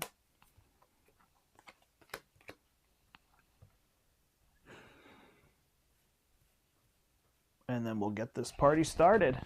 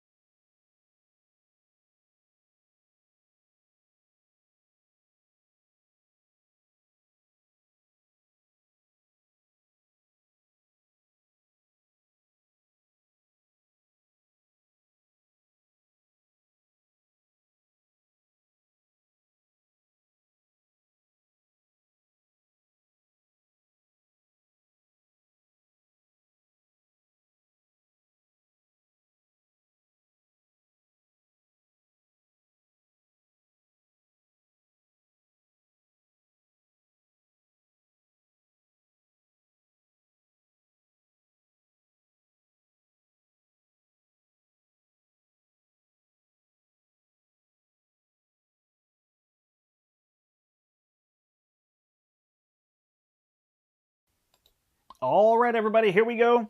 The epic conclusion of Ascension Tactics solo campaign, the fight for Virgil against Samuel. And away we go. It's been a while since I've done a 3-4 hour stream, so this is a lot on my own. But we'll go through this, and then win or lose, I'll do that. I guess I'll read the ending either way. Maybe if I lose, I won't read the ending. Actually, now that I think about it, that'll be my thing, and then you can try to play it and read the ending. If I win, I will. All right, so here we go. All right, we've got lots of things that we can get control of here. These are going to give us back banished people. And we got to get points. So we're going to put this on. We won't put that on the witch this time. Once per game, I can deploy to one of these. So I could deploy here and then end up here. And try to make that work. Do I do it this early? I really want to do that with her when I can kill something, though, huh? He's got 15 health. So even her attacking like that won't destroy him. Let's try to destroy other things, which we have the damage for. Alright, so I only have 3 this turn, so I probably want to use the Shadow Caster, right? We'll put that on him, and we'll use our Shadow Caster to move up 3 and go get one of these treasures. All right, +2 movement. And then we have 3 to purchase with. Destroy an enemy construct, draw a card. Oh, I could get this one immediately, huh? Well, that's got to be good. 2. And we will put that on him so he can attack for more. 5 is not quite enough, though, huh? We'll put it on root, see if we can make it work. All right, there we go. 1, 2, 3, 4, 5. All right, we got 4 to work with next turn. So they're drawing a card. Their card is the villains get +1 if they slay this turn, and then command Psych Ascara. So Psych Ascara, they're going to move 1, 2, 3, and 1, 2 to try to get to here. And then the second card is going to be each player destroys one of their equipped constructs. I have 2, so we'll get rid of this one. And command the Bringer of Despair, who moves 4 spaces. 1, 2, 3, 4 towards here. Okay, so there's that. And what is his? Each time, after the first time he's commanded each turn. Okay. Got it. But I can figure out what cards I want, so that's pretty good. All right, so now I could use her, kill him, take that, get points, huh?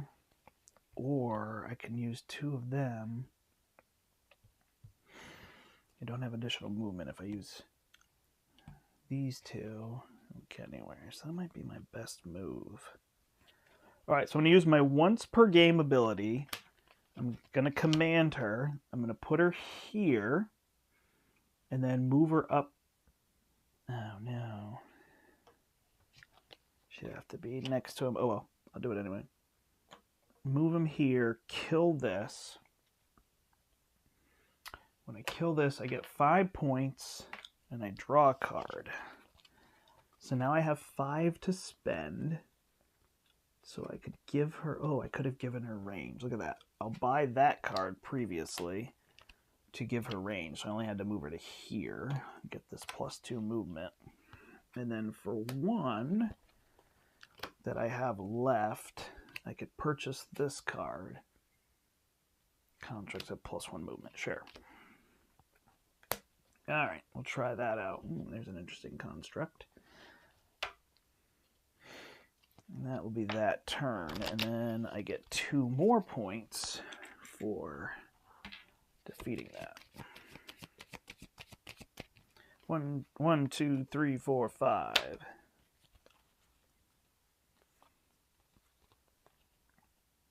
All right, give a champion range. I do have 2 with range. 1.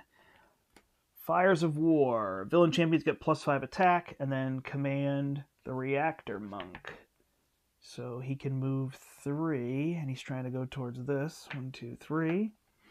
And then the second one is command the Bringer of Despair, who can move 4 to here. All right, that's 4 cards in theirs. So I do have enough to use her again. And if I move him up, I don't have enough to kill.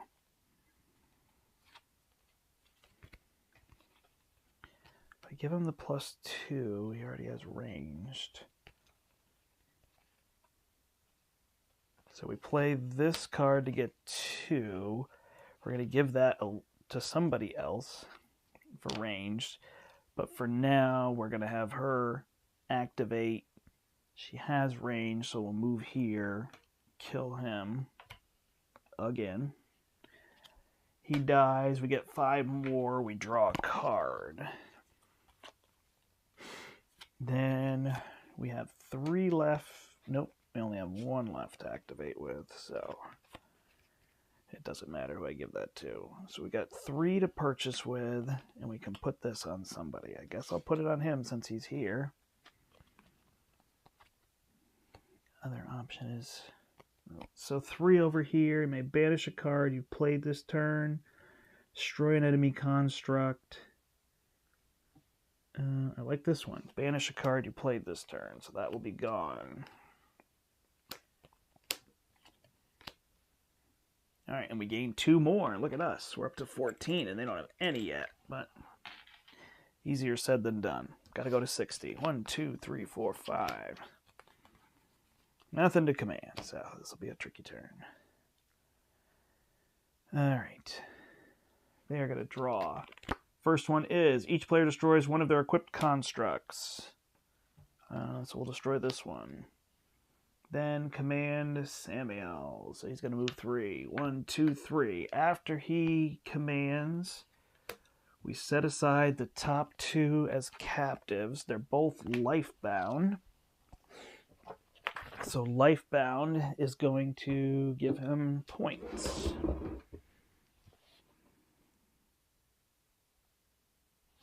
Okay. So they get 4 points. 1, 2, 3, 4.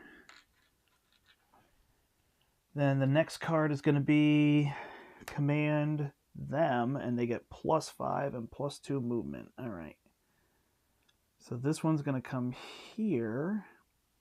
Actually, it could come here, and then it could control that, right? And it's going to attack me for +5, which is 11.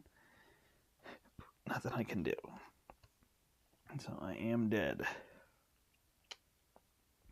And then the next one can move 5 and is going to come here and attack him for 11. And he is... Oh, no. He can use this to stay alive. All right. Oh, I had that plus movement. All right. So there's that. They've got those 2 things captive if we want to go rescue them. Is there a negative to captives?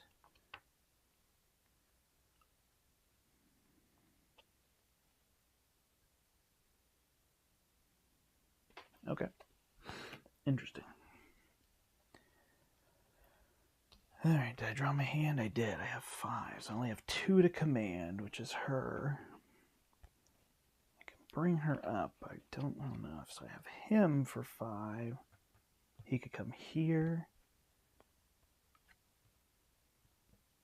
There. If I use both of them, he could go here and kill the reactor monk. No. But he could go there and kill one of them.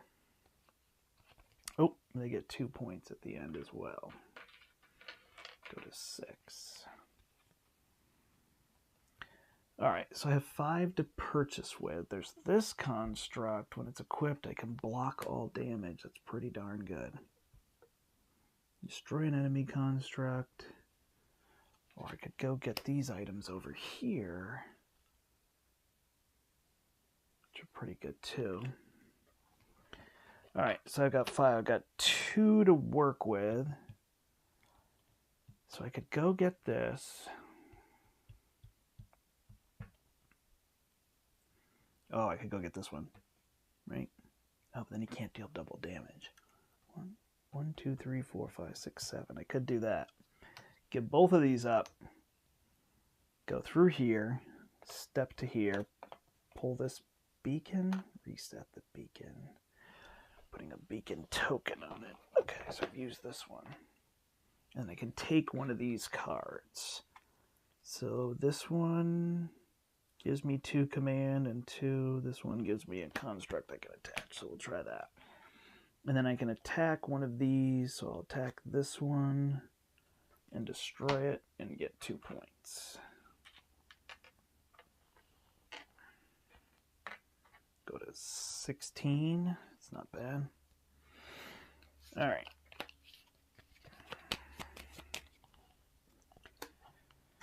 Draw it.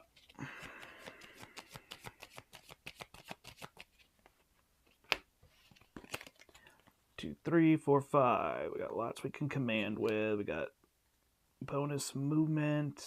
Nothing to put on anybody, so we shall see. 1, 2, 3, 4, 5, 6. So we're still okay there.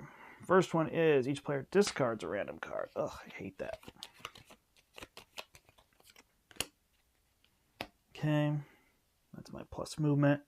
And then command the Bringer of Despair could move 4, 2, 3, 4 to here. And then the second card is Armory Theft. Equip a construct. There aren't any. And then command them. So 1, 2, 3. And this one would attack Root. I don't have anything to defend against that, so it's gone. All right, and then they're going to gain 2 to go to 8. Now they are at 8 cards. Gets a little scarier. All right, I have 3, 4, 5, 6, 7, 8. So if I could get her in there, I don't have anything for that. Unless I can buy one of these to put in my hand. Put this into your hand. Champions have +1 movement. Command a cultist for free this turn. Well, yeah, what do I have? I only have 1. So that's not happening. Darn it. All right, so I have 8. So 4 and 3. So unfortunately, she doesn't have range, though, huh?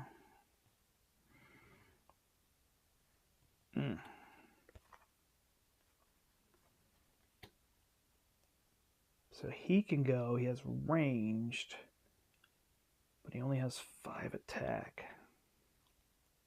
Ugh, it's frustrating. Oh, so they can combine. That's how I want to do it. Okay. Nope. Can't, because she doesn't have ranged. Ugh. And she can't move through that. So she could go here and get this, right? And then he could go get this one, I guess, or go get these points. I think I'll get this. Let's see what that gives me. +5 attack. Okay. We'll do it that way and give up some points. And I only have 1, so there's nothing to purchase for 1. 1, 2, 3, 4, 5. Root's back. All right, lots of things to attach and then give people range, so maybe I could attach me to him and have him sit in fire ranged, but they're going to get double. Man him, so he can move 3. 1, 2, 3. So he's going to move here. And then after he does that, he draws 2 and resets this. So he gets 2 points. And then the other one gives him what?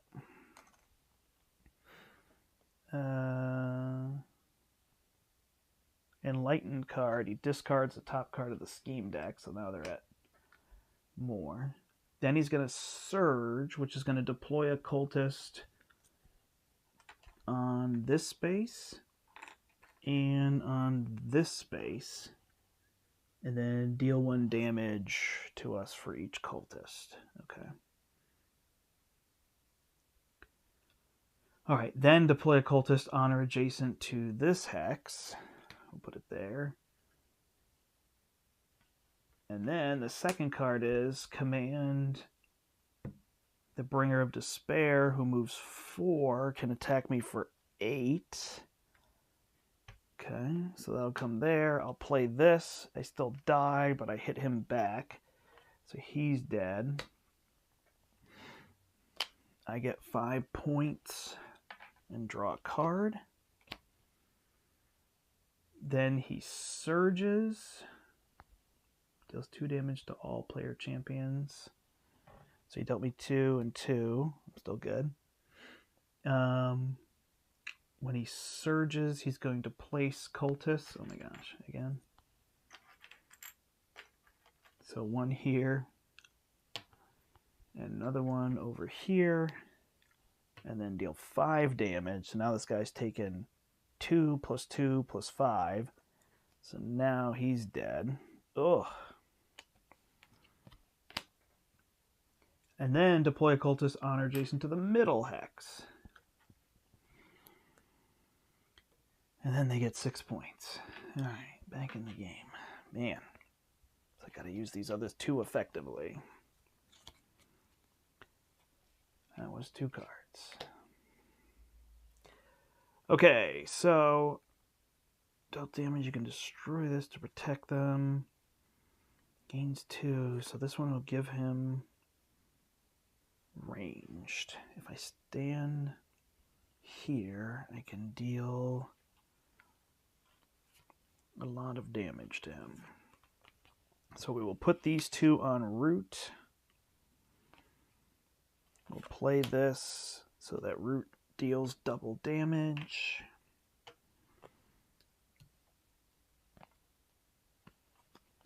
Actually, if I put this on her still,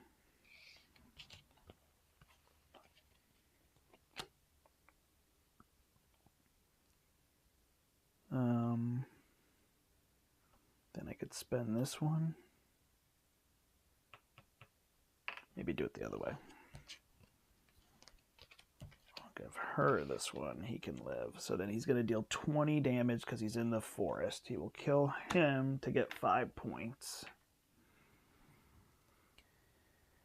And that uses 2. And then the other 2 are going to be her. She can move 3. And I have 3 to buy with. Unless I want it to be 5. Destroy an enemy construct.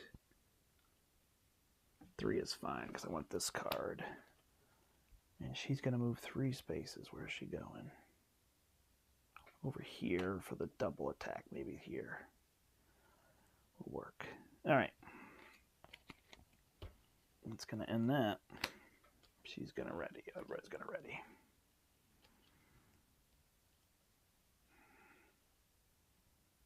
Although if I give, I can give him this 5 to deal damage. 1, 2, 3, 4. I don't know. This is tough. What am I at now? 26.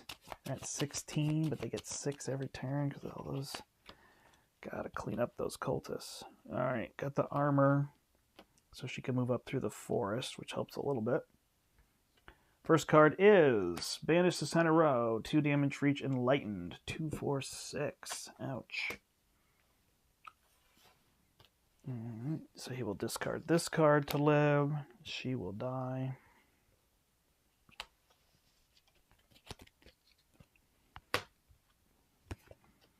Then command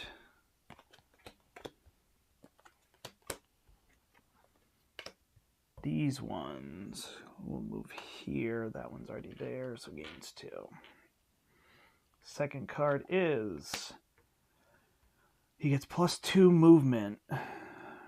1, 2, 3, 4, 5. So he's going to go to the center.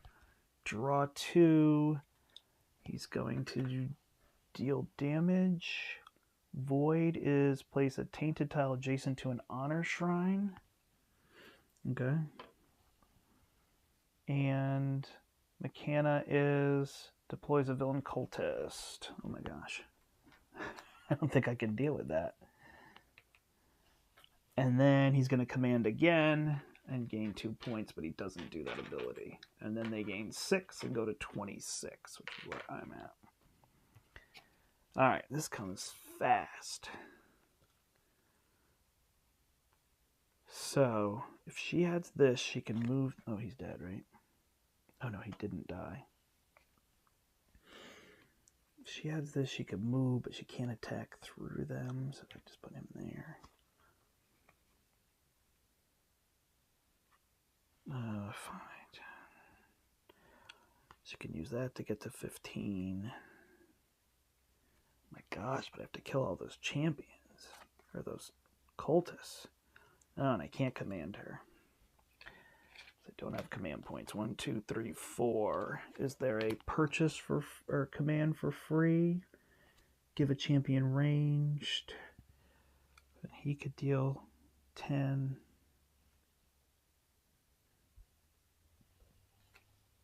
Command a champion for free. Oh, that's 5, not 4. Darn it. Oh, man. I feel like I'm uphill. Okay, so I could at least give him range so he could kill one of those. That doesn't get me much of anywhere, though, huh? These big cards. Not that good. Yeah, this is kind of confusing. I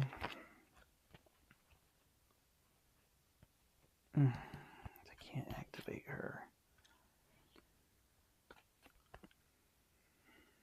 Okay, well, I put that on her. And then I guess I purchased to give him ranged.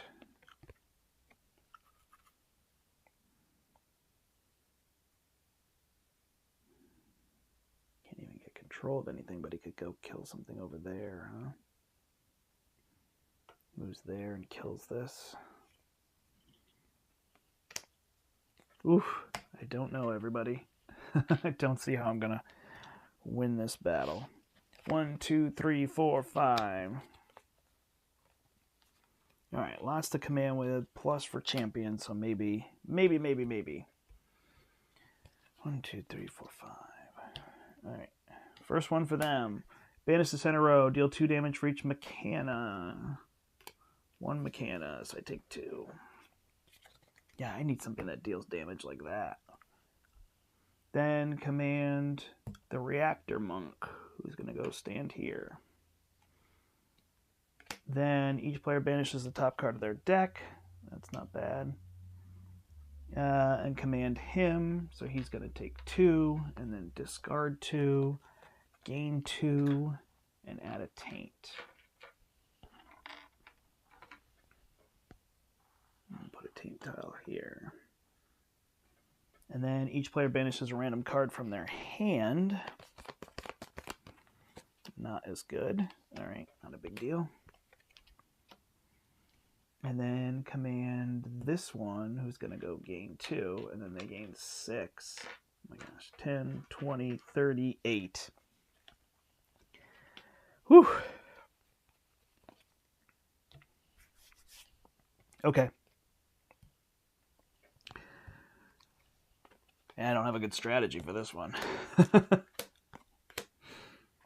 It feels like it wants me to go get those cards, but I don't have time, and then I just need something to area attack all these, but I did draw that double attack card, but I just can't get things at the right time. Okay. So I can command 3, 4, 5, 6, 7, 8, 9, 10. So I have 10 command. 4, 5, 6, 7, 8. So I can do 3 of these. He can attack, but he doesn't have ranged. So he could move up to here to deal 10 damage. She can move up, and I can play this card to give her ranged. So I will activate him. He will move to here. He'll kill her. Give me 2 points.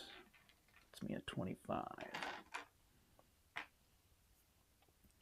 Then I will use the Witch. That's 6 total. And she doesn't have enough, huh? 7, 8, 9, 10, 11, 12, 13, 14, 19. She'll kill Samael. Give me 7 points. Draw a card. And I can now put that on him.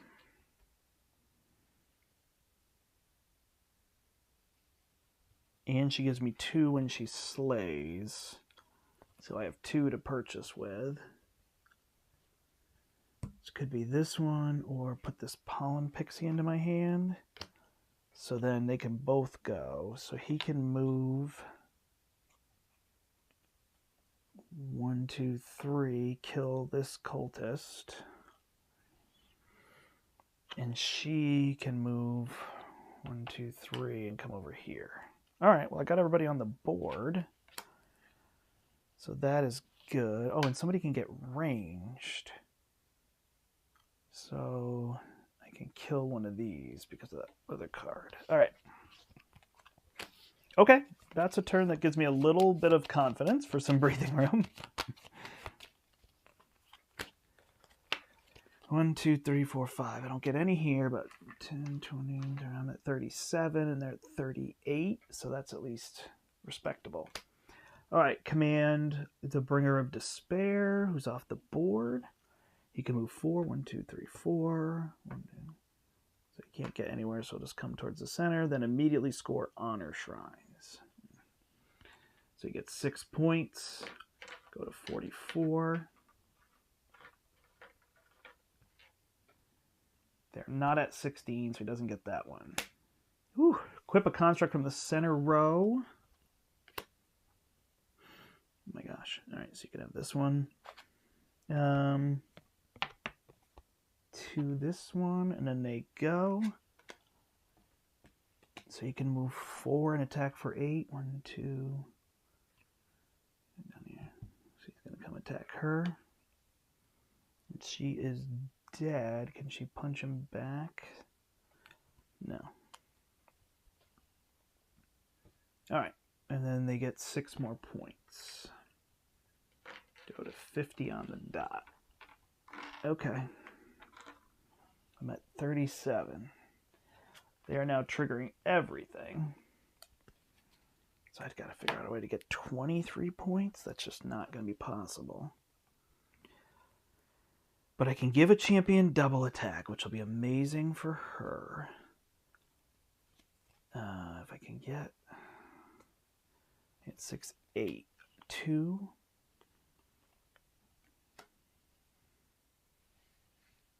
So she can move to here. She can kill him and him. So we need Root to move here and kill this guy. That's 2. Then she's going to move 1, 2, 3. She's going to kill him. And she's going to kill him. And that's going to be a lot of points. This is gone. Because she has double attack. So that's going to give me 3, 6, 10 points. 10, 20, 30, 47.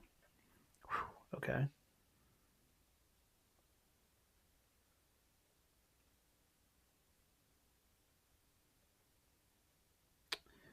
Okay. And I used 6, so I've got 2 left. She draws me 2 cards.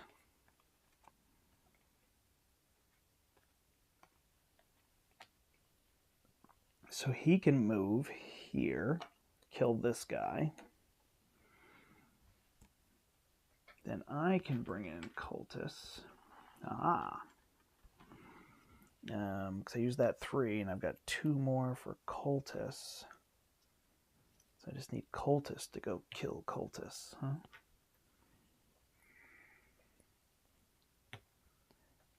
And they can gain range, so one of them can kill one of these. Woo! I'm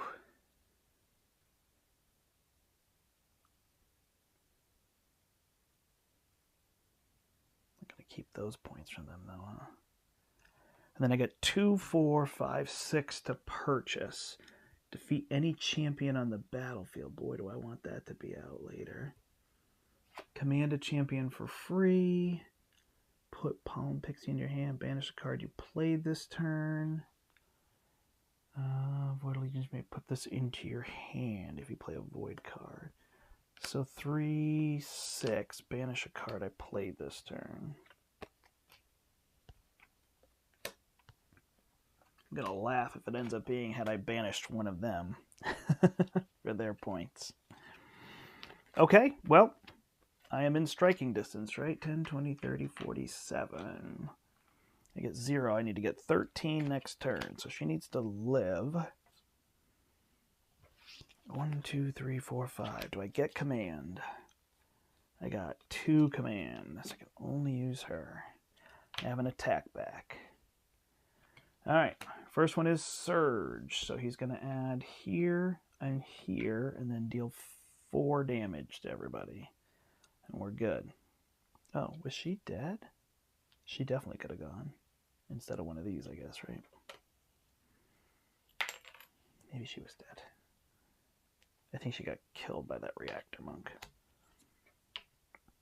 Okay, then deploy a cultist honor adjacent to each honor shrine. Sounds good. Whew. Then villain champion get +5. Command them. They can move 3. 1, 2, 3. 1, 2. And then command this one, who can move 3. They didn't get any plus movement, right? Okay. 1, 2, 3. And they get 6 points and go to 56. So I've got to figure out a way to get 13 this turn, huh? With only 4 command points.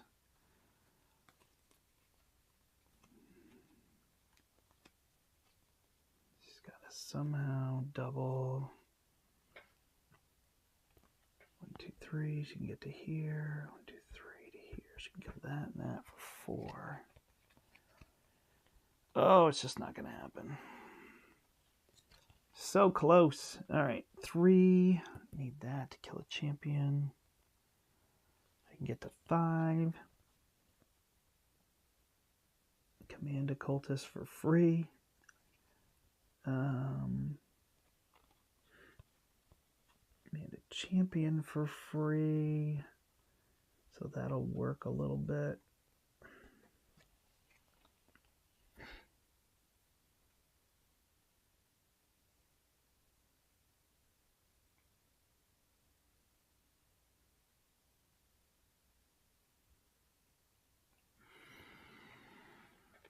Okay, so to do that, I have to command her for 4, right? And then she's got to move somewhere. I can win on their turn. Watch this. All right, I'm going to move there, and I'm going to kill him.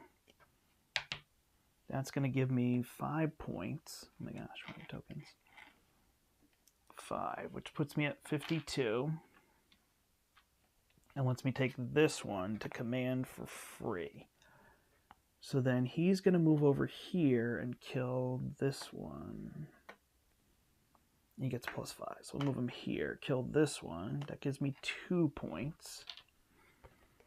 I also draw a card.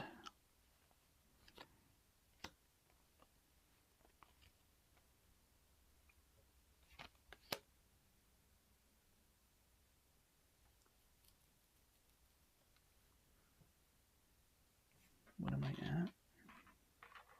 Oh my gosh, I'll be 1 short. How do I get a point?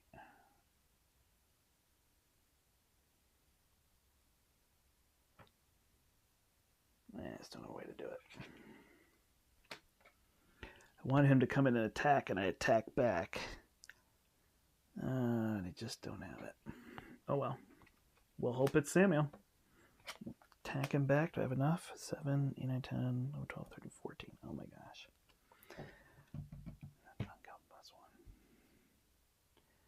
Well, I think that's the best I can do. But he stands somewhere else to kill. She was standing on that one, right? He could come in there. Yeah. All right, villain champion's got +1, and it's the reactor monk first. So he will come in and fight her, and she will fight him off. Oh no, he won't even fight her. He'll move here, but then he would fight. And I get 5 points. Puts me at 59, right? 10, 20, 30, 45, 59. Draw a card. Ugh. So close. And then command this one, who will come in here and fight her. She's already taken 7. Hits her for another 8, so she's dead. Loses these. And then he comes in 1, 2, 3 and fights Root. And then places more people on, draws more cards to get 2 points. And then they're going to trigger their points at the end. Ah, so close. I got 59 points. 10, 20, 30, 40, 50. And they're going to get their 664. I lost by 1 point. I had such a good idea. If I just found a way to get one more point. I wonder if I had it in me and I missed it. I just don't think so. Like if he fought here, there were 2 I needed to kill. I needed a double attack. I just didn't have enough command points in my hand that turn. So close. All right, well, I did not win, so I will not read the victory thing here, but there is a thing for victory. And that is the campaign, my friends. 1 point loss at the end. Oh, it's a heartbreaker. I don't know. It might have been there, but my brain is stretched. That's a lot of thinking, so... Awesome. Well, there you go. There's the solo campaign for Ascension Tactics. I hope you enjoyed the watch. If you made it through to the end, thank you so much. Please like the video, subscribe to the channel for more great plays, and let me know if there's other things you want to see played. Hopefully this will give you some idea of whether Ascension Tactics is for you for the solo kind of co-op mode, or if you think you'd be more interested in the 1v1 game. You can check that out. You can hear a full review of it over on our podcast. The Portal Gaming Podcast will be coming up on an upcoming episode. Thanks so much, everybody, for joining me. My name is the Brandt, and until next time, I'm going to take a nap. No, I hope you step into the portal. Bye, everybody. Thanks a bunch.